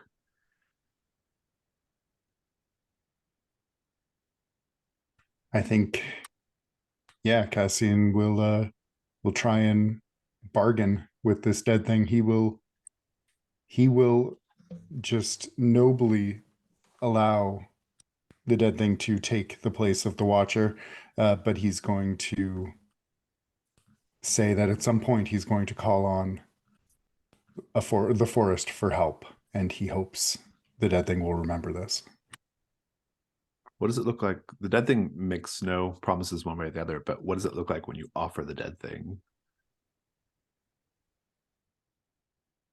to the tree? I think it kind of flows out of him, kind of like an oily, misty presence out of his pores, and flows into the roots wrapping around his legs. Good. And I gather you're going to go to the Astrolabe and get out of here. Yes, but I'm going to keep the constellation paper. Make sure it's in a safe place. Yeah, you should. Go ahead and clear the condition, the dead thing. And I'll let you decide if you want to clear call the forest. You're able to, if you wish. Yeah, I'll think on that.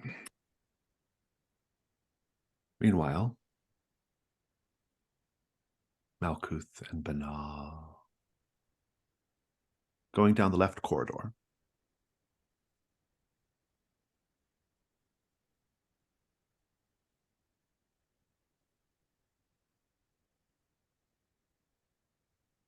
These corridors very quickly, or this corridor very quickly turns into a series of twisty corridors going in lots of different directions. And they are filled with small tombs, sarcophagi, even little chambers with bodies interred on the walls and stacks. You will be in this part of the dungeon for a while, exploring it. But I do want to point out something to you. The little round grates in the walls continue. They are no longer in a regular pattern. They're just here and there. But Bana, at one point, you hear something sliding past the grate on the other side of it. Kind of a...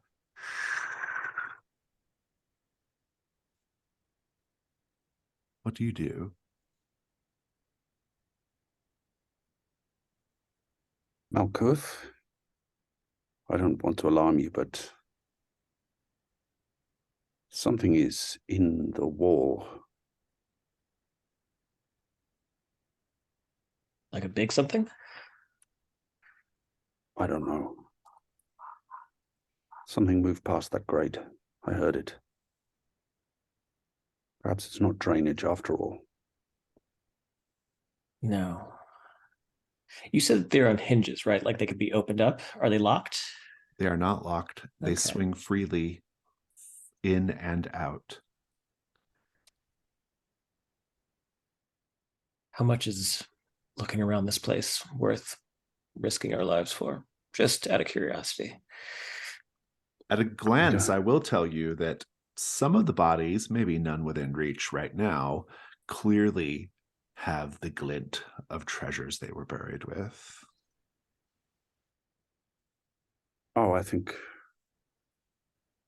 yes, a bit of light looting might be appropriate. These priests, I'm sure, were buried in a condition of honor with treasures to accompany them. You both hear the and you see sliding past one of the grates what appears to be silvery, mirror-like scales on some sort of snake, the thickness of a tree trunk. The snake has easy access to you whenever it wants because of the way these grates swing closed and open. And it is crawling through this tunnel in the walls.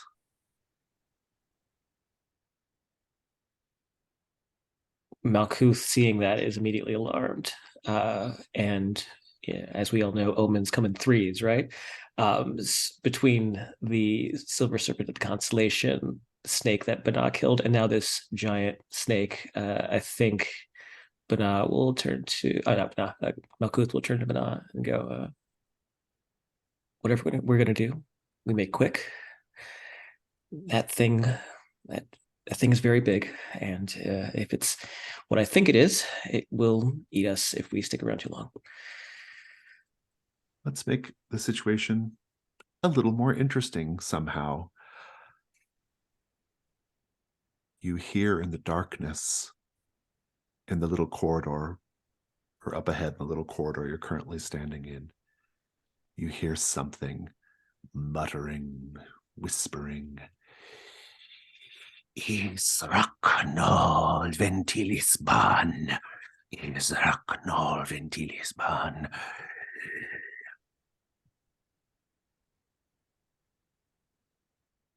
I will motion to Malkuth toward where we hear that and put my finger to my lips and try to sneak closer to see what is making that noise, because I suspect it's something controlling or attracting the snake. Make a hunt Someone roll. rather. Stealth as a skill here. Sure. So that's 2 light, right? Indeed. 5. Take your token. As you move closer, as your light gets closer to whatever is making this sound, you see a ghoul-like creature with thin, milk-white skin, long, greasy strands of black hair, hands that look like talons, and a mouthful of razor-sharp teeth and a large, enormous bug eyes. It's hunkered down, squatting, looking at something. And then it spins around. And that's when you see it fully, its face and stuff. And its eyes go wide. And it screams, Al-Suknal! Al-Suknal! And it leaps at you It is an endurance 7. Please describe how you are vulnerable and roll weak point.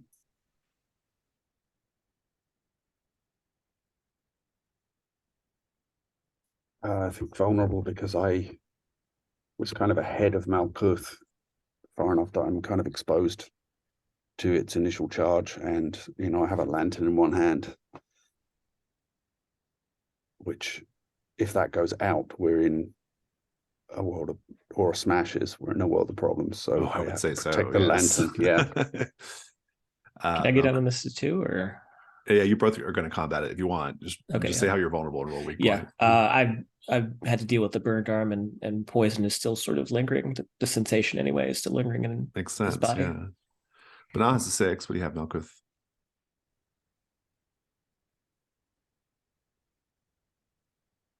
A 6. 6 is the bad number.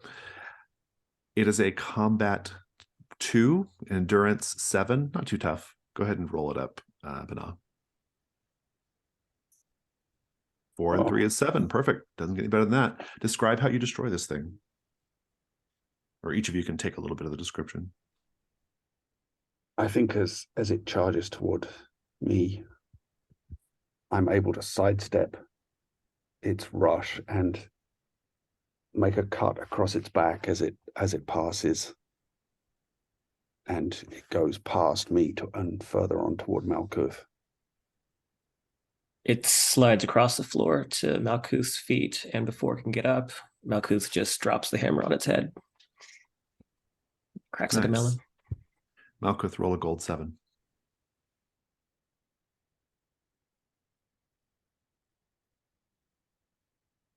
One. You can take something off this creature. It's a body part. It's because it's naked otherwise. Something that might be of value, worth 1 gold. I think it's those giant eyes there. Okay, yeah. You can pop the eyes out. Also, Banah, it is your responsibility to make sure this creature gets named and tattooed to your body, or wherever you want to track them in the bestiary. But just, that's a thing.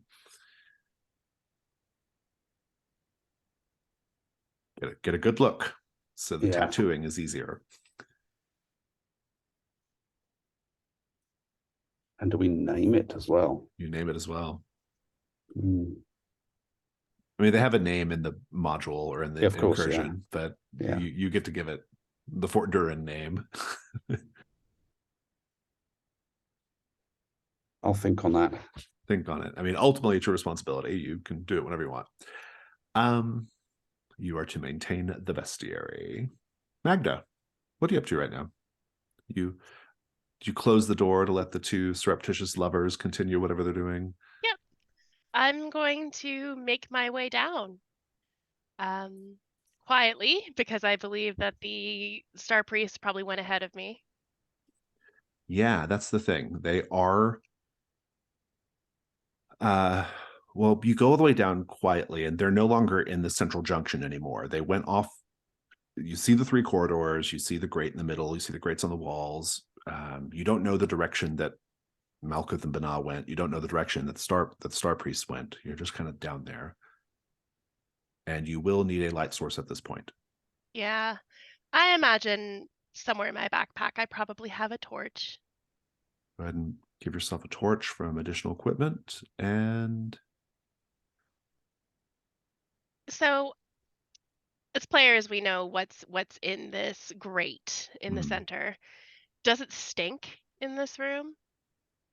not really. Whatever, I mean, like, there are skeletons and bones down there, but they're long dried up. Okay. That's what I'm wondering. Is it fresh refuse or? No, not particularly. I think Magda, holding up the torch and looking around this room and not being able to hear anything, no yells, no anything. And even if I think she could, it would probably echo so strangely through the different grates and stuff that she wouldn't be able to tell where it's coming from. So I think she scoots around the edge of the big metal grate and enters the corridor to the right. Make a Make a hunt roll, actually, because presumably you're kind of keeping an eye out. And yeah, I'm doing really good on hunt rolls. yeah, they're kicking your ass today. Yeah, I got a 1. You lose all your tokens. Don't You have had any. Well, that's good. And you got a 1. You are moving along the wall when a silver, well, really, that's not accurate. It's mirror scaled. That's the distinction. A mirror scaled serpent with a head the size of like an ottoman bursts out of one of the hanging or the wall grates. It doesn't come all the way out. Its body stays in the track, but it comes out enough to attack you. You have to do 1 round of combat before it retracts. Say how you're vulnerable and roll weak point. I mean, even if I heard the movement of this snake coming out, I wouldn't have known which direction to come from. So I think it surprises me. And I'm not used to being surprised. Usually I'm the one doing the surprising. Indeed. What's your weak point? 1. It is an endurance 11. Please go ahead and roll combat 1.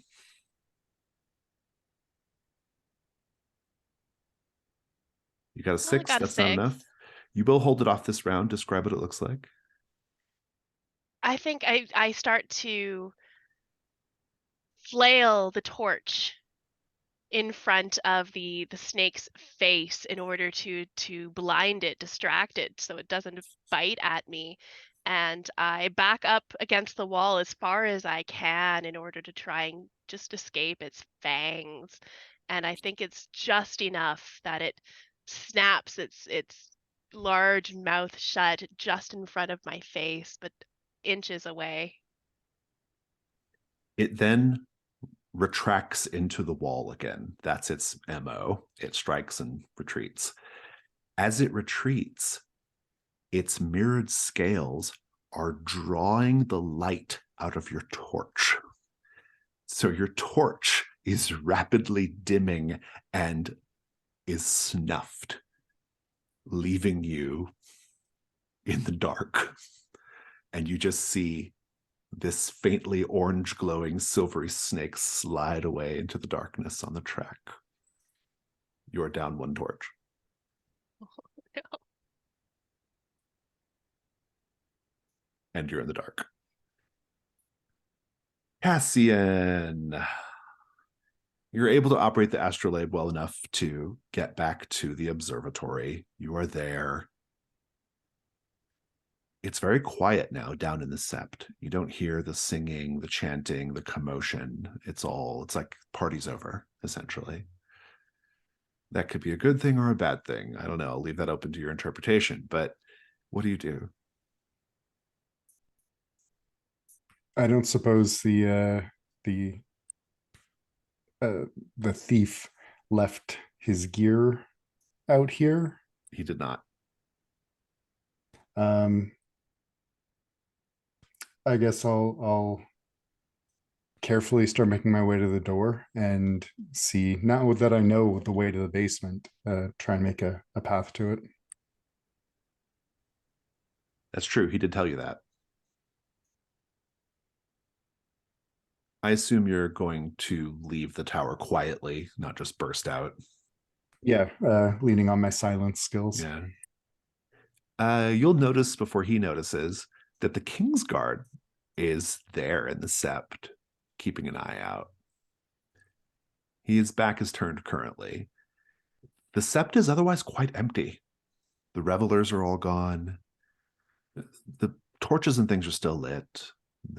It's all like, the skylight above the altar is still open, and the front doors are still open, in fact, but the priests are all currently indisposed. Don't suppose I can sneak past. I think if you just give the King's Guard enough of a wide enough berth, you'll be fine. You can keep to the shadows and you'll be okay. Anything you want to do on your way? If there is anything that could be liberated into my pockets, Make I'd a hunt roll make for a just go. scanning the sept now that it's kind of empty.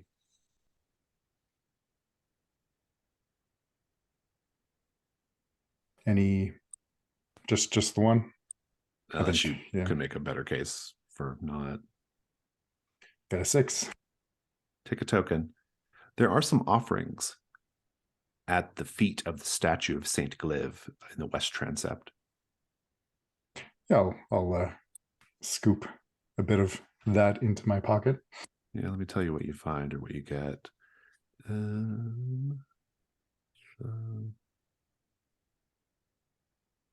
main sept, Saint Gliv. Yeah, the statue of Saint Gliv, patron saint of astronomers. In life, she actually built the spherical astrolabe that has been the subject of your attention for the last little bit. And yet somehow there are perhaps even more great treasures beyond the spherical astrolabe in Temple of the Peerless Star.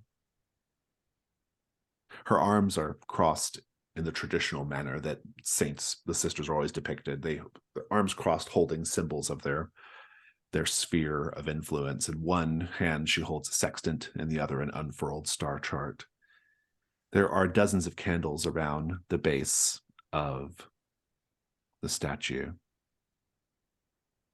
I will tell you that there are a few coins left in an offering bowl. In and of themselves are not worth gold. I mean, it's just pocket money. But there is an unburnt candle at the base of the statue, which sticks out because it's this very, very deep blue color with silver pinpricks all over it. That might be the valuable thing here if you want to swipe it. I will swipe it. Indeed. And then head to the stairs. Yes. Very good. Let us check in with Magda, who's taking the right tunnel.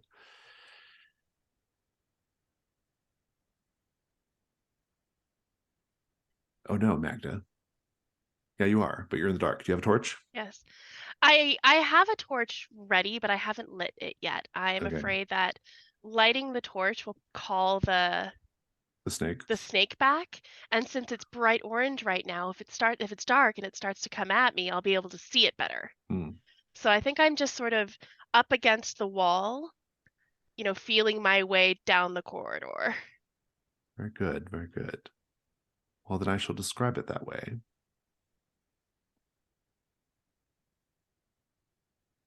It's a very short corridor, actually.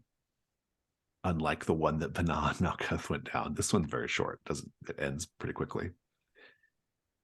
It actually ends in an open doorway.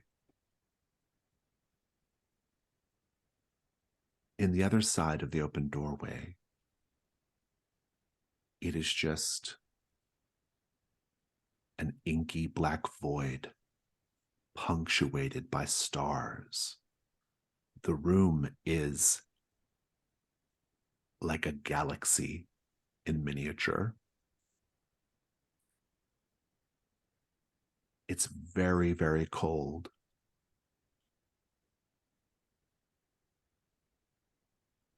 That's what you can see just sort of poking your head in. Do you want to go in and look more? I think yes. Do I recognize any of the constellations? It's not really like that. It's like swimming through like a scene of space. Oh, okay. Yeah. I think, yeah, very carefully, still following the wall, step in. Make a hunt roll.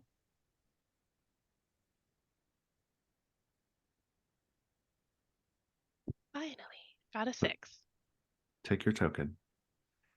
As you step in, despite the fact that it doesn't look like it, there is a floor there, that it looks like you're walking in open space. It's probably a little disarming or disorienting. You can't really see much, but you can see a little bit because there is light coming from these like stars swirling in this black void room. In this room, floating in the cold stillness, are star priests. They're floating in the room. They are naked.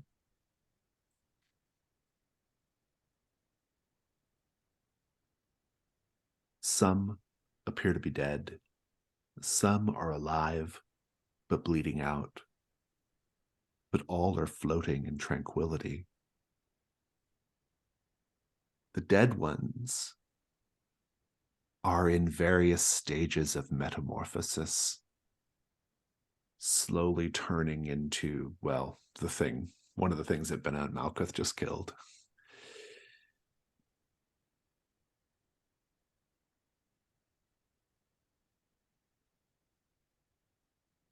And up above, over your head, you see the snake floating high above, making patterns with its silvery body, moving, undulating. What do you do?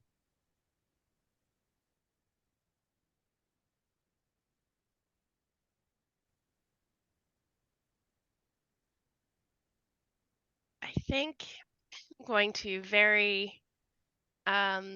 with really short, quiet steps, step slowly into the room, kind of feeling ahead of myself with my foot to make sure there is floor there. Okay, then what? If I jump, will I start to float? You do not.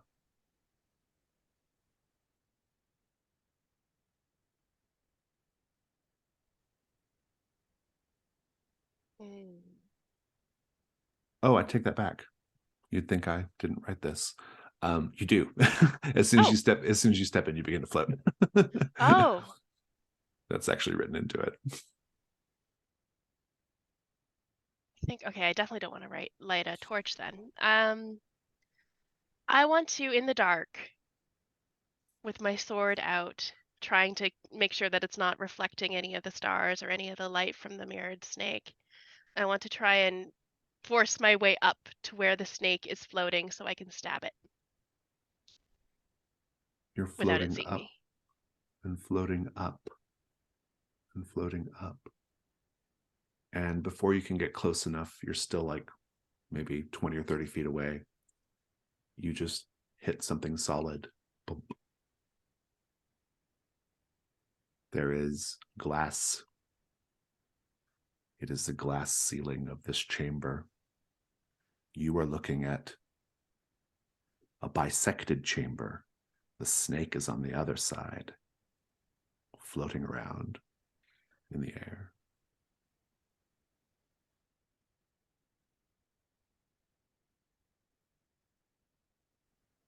Huh. Is there anything else floating around up here as high up as I am? You can do a hunt roll to kind of feel around and see what you can find. I think I will light a torch because I know that there's a barrier between me and the snake.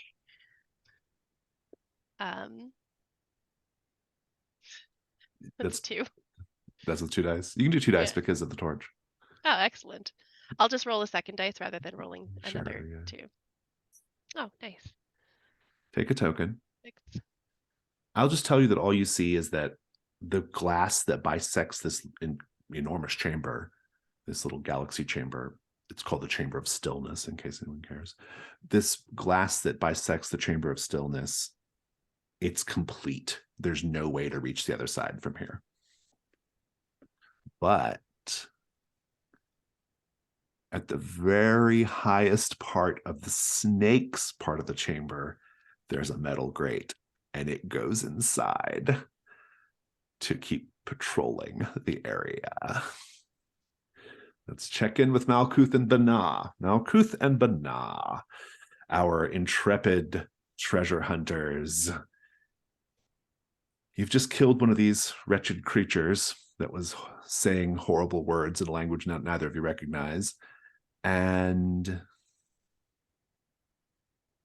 what do? There is treasure to be had here in these catacombs.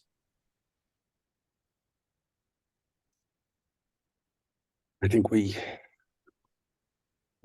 I will take a look at some of these interred priests and see what I can find in the way of rings and gold teeth and necklaces and the like. Yeah, Malkuth at first is hesitant. I think with everything that's gone on today, he's questioning whether or not he wants to be a treasure hunter. But then I think that he thinks of his sister and the predicament that she's currently in and the promise that he made to her. He sighs to himself and he follows after Bana. We have a special rule here. Searching the crypts. Many generations of star priests and starborn have been buried in the crypts beneath the temple, and most were interred with the treasures from their mortal life.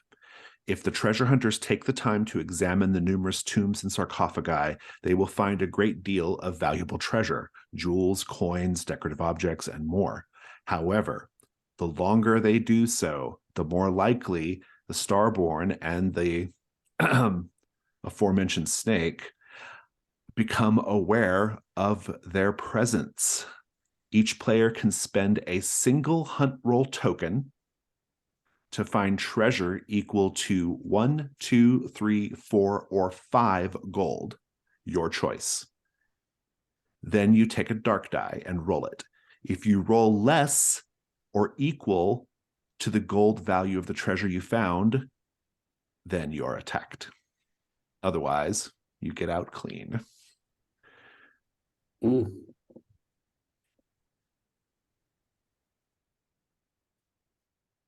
What's it going to be? Bana already has a not insignificant amount of gold, but more would never hurt. So much here. Yeah. You could get 5. That's a huge amount of money. I will go ahead and spend 3 hunt tokens. Oh, you only That's- got to spend 1, I think, right? Oh, I thought it was like 1 per. Yeah, amount you of get to do gold, this right? every token you spend. Oh, geez. So you can spend 1 token, and how much are you going to how much do you want to get for your token, basically, Malkuth?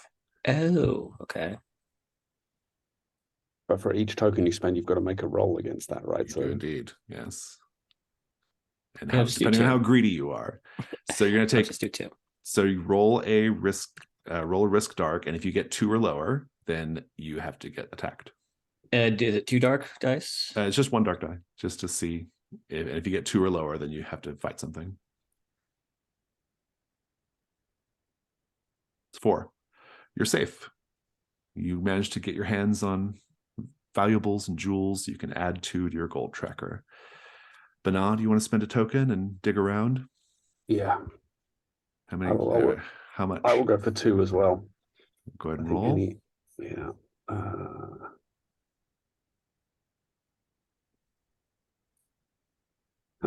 5. Very good. Malkuth and Bana are filling their pockets, Cassian, while you are putting candles in your sack. But you have made your way down to the basement. You see the chaos that was rendered by your companions, and you see the gate going down further if you wish to proceed further down. Yes. Do I know how much that candle might be worth? The candle is actually worth the candle has no intrinsic gold value, but it is a magic item.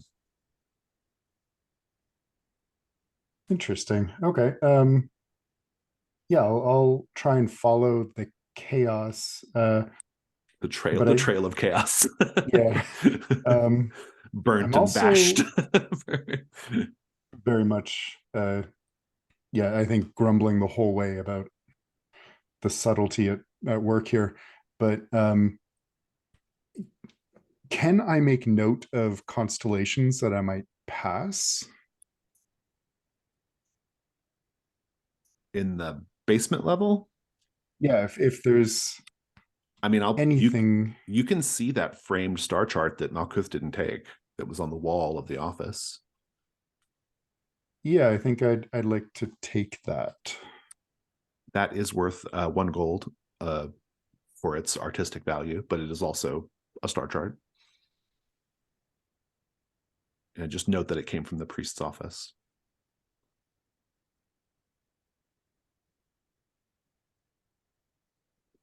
And then are you heading downstairs? Yes. Very good. It is as I previously described, 3 corridors. You will need a light source. I will grab a torch.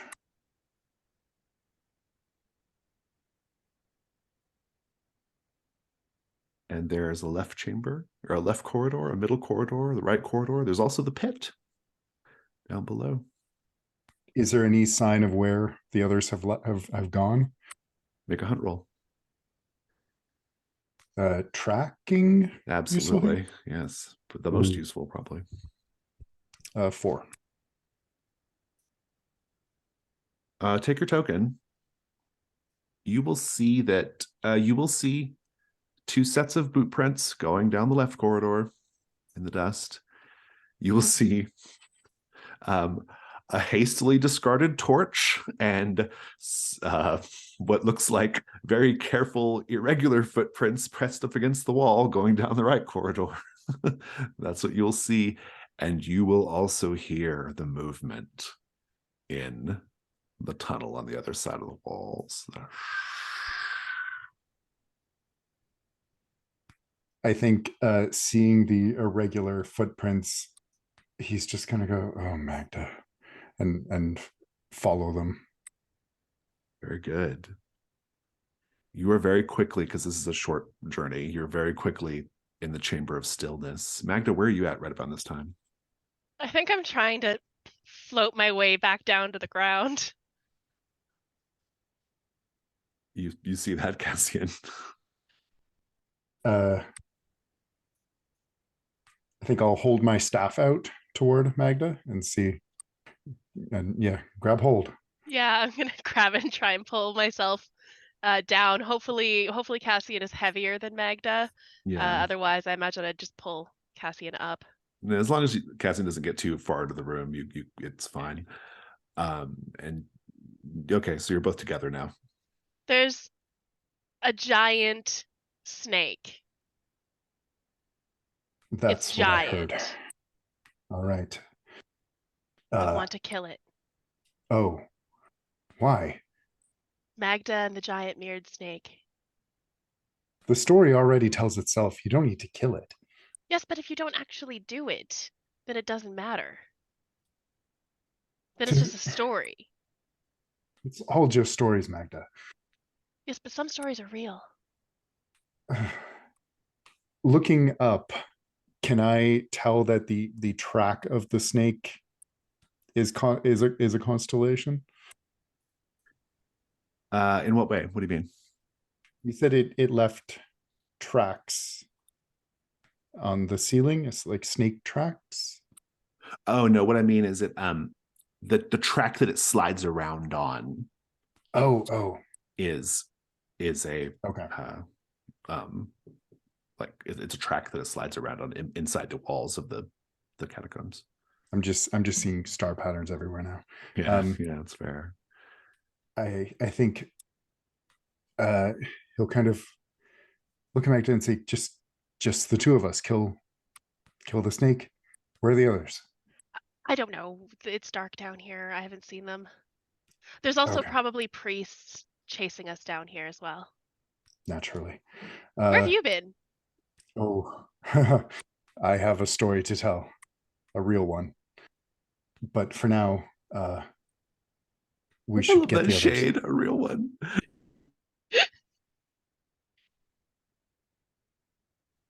There is more to this place than a giant snake in the basement. More treasure, you mean? Potentially, but also, I believe I went to the land of the dead.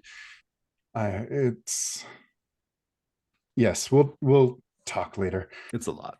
Malkuth and Bana, would you like to spend another token to keep searching through the catacombs or the crypts? I think Bernard's starting to feel like his luck is running out. And Similarly, yeah. So that's a no, Bana? what do you say, Malkuth? You may never find an opportunity for such easy treasure. Damn you. You know what? I got to go for it. It's here. Yeah. I got to do it. Spend your I think- token. How much are you going to try to scrounge? Just one more. Just a single gold? Just a single goal. I mean, you could get that for free for just spending a token. Oh. Well, 2 is kind of the minimum in a lot I'll of do ways. 2 then. I'll do 2. Yeah. All right, go ahead and roll.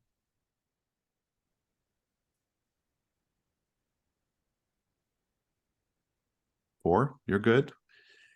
It's going great for Malkuth. Bana, do you want to keep digging around? I think I'm about to turn away when suddenly a glint of something catches my eye from perhaps just... You got loads of tokens to spend, so you might as well. Yeah, I will spend another 1 to go for 2 gold. Very good. Uh, Roll your die. let's see. Sorry, I'm just juggling tabs here. 6. A We're good. 6. You're going to be coming back to the rest of the group laden with gems and jewels and coin. Meanwhile, Magda and Cassian, do you go back out to the central junction, I guess? Cassian would indicate that he thinks he knows where the others went. Okay, let's go. I but will tell quiet. you that you hear something going on down the central corridor. They're probably down there. You hear down the central corridor, "Ia, ramet ilsna no ventilis dar." No, I don't believe that's him. Let's follow the footsteps.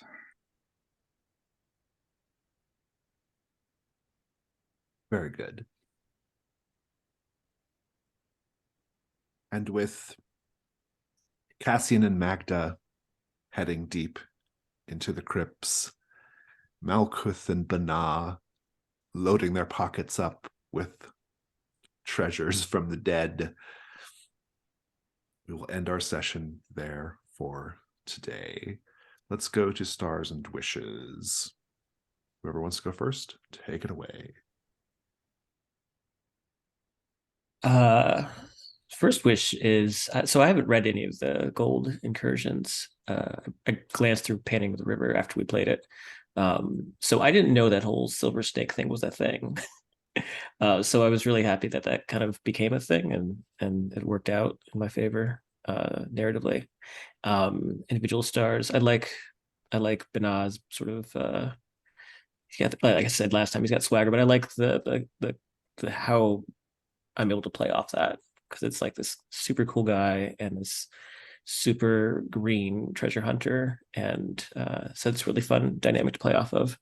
I know Malkuth gave Kazian passively some shit about going up to go down, but as a player, I loved it because we got to see this wild Land of the Dead moment, which I thought was amazing, and I'm hoping we get to go back at some point. I don't know. It was just really cool. And then Magda, just going under the clevers, just starting stuff up in the main sept.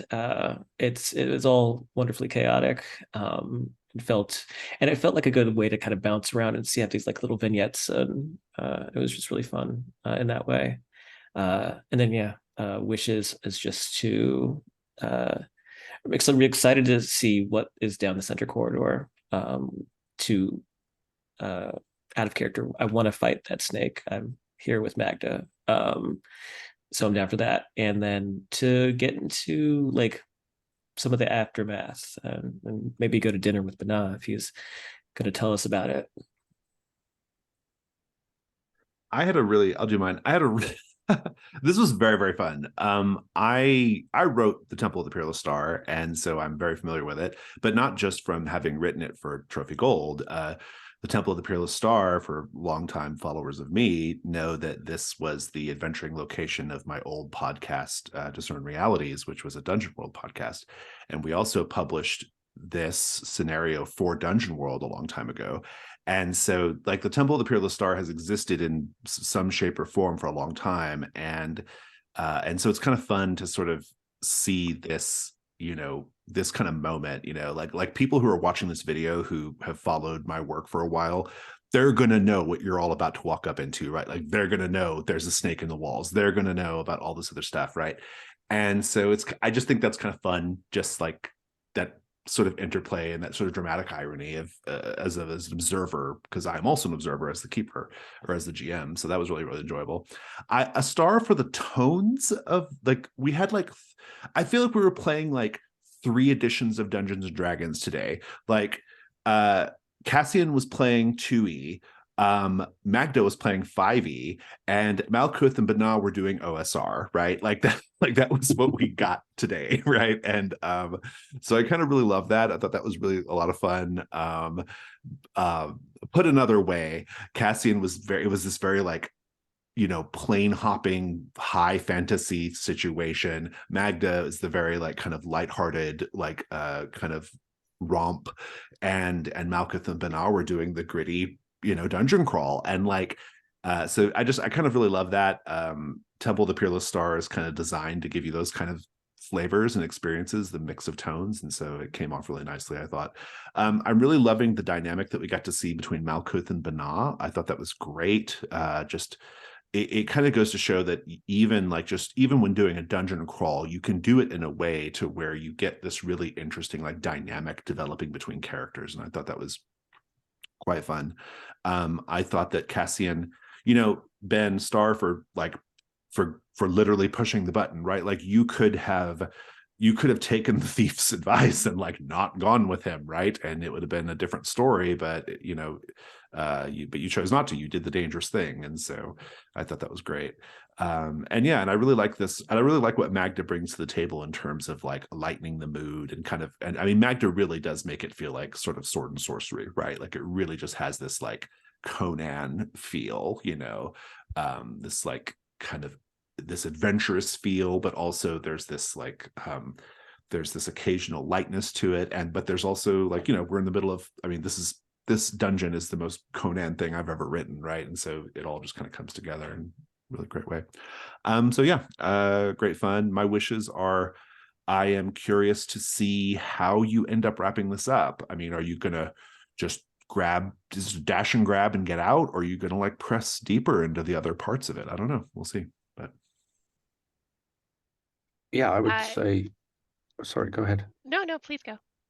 I remember pretty well Ramshackle Crow and the Temple of the Peerless Star from Discern Reality, so I'm you should all go listen to it. We actually edited it to be its own separate thing because they were originally aired. And you added sound effects. It originally aired in like 10-minute segments, but we pieced them all together and added Foley and stuff. It's really cool. Like you should, now that you've kind of seen Temple of the Peerless Star, it might be fun to go back and listen to that old version of the Temple of the Peerless Star. But yeah, so I kind of, as a player, knew about the snake, but I couldn't remember anything about, or I didn't know anything about kind of the layout of where anything is or whatever. So it was fun to do that kind of OSR-y exploration, and I really enjoyed the moments with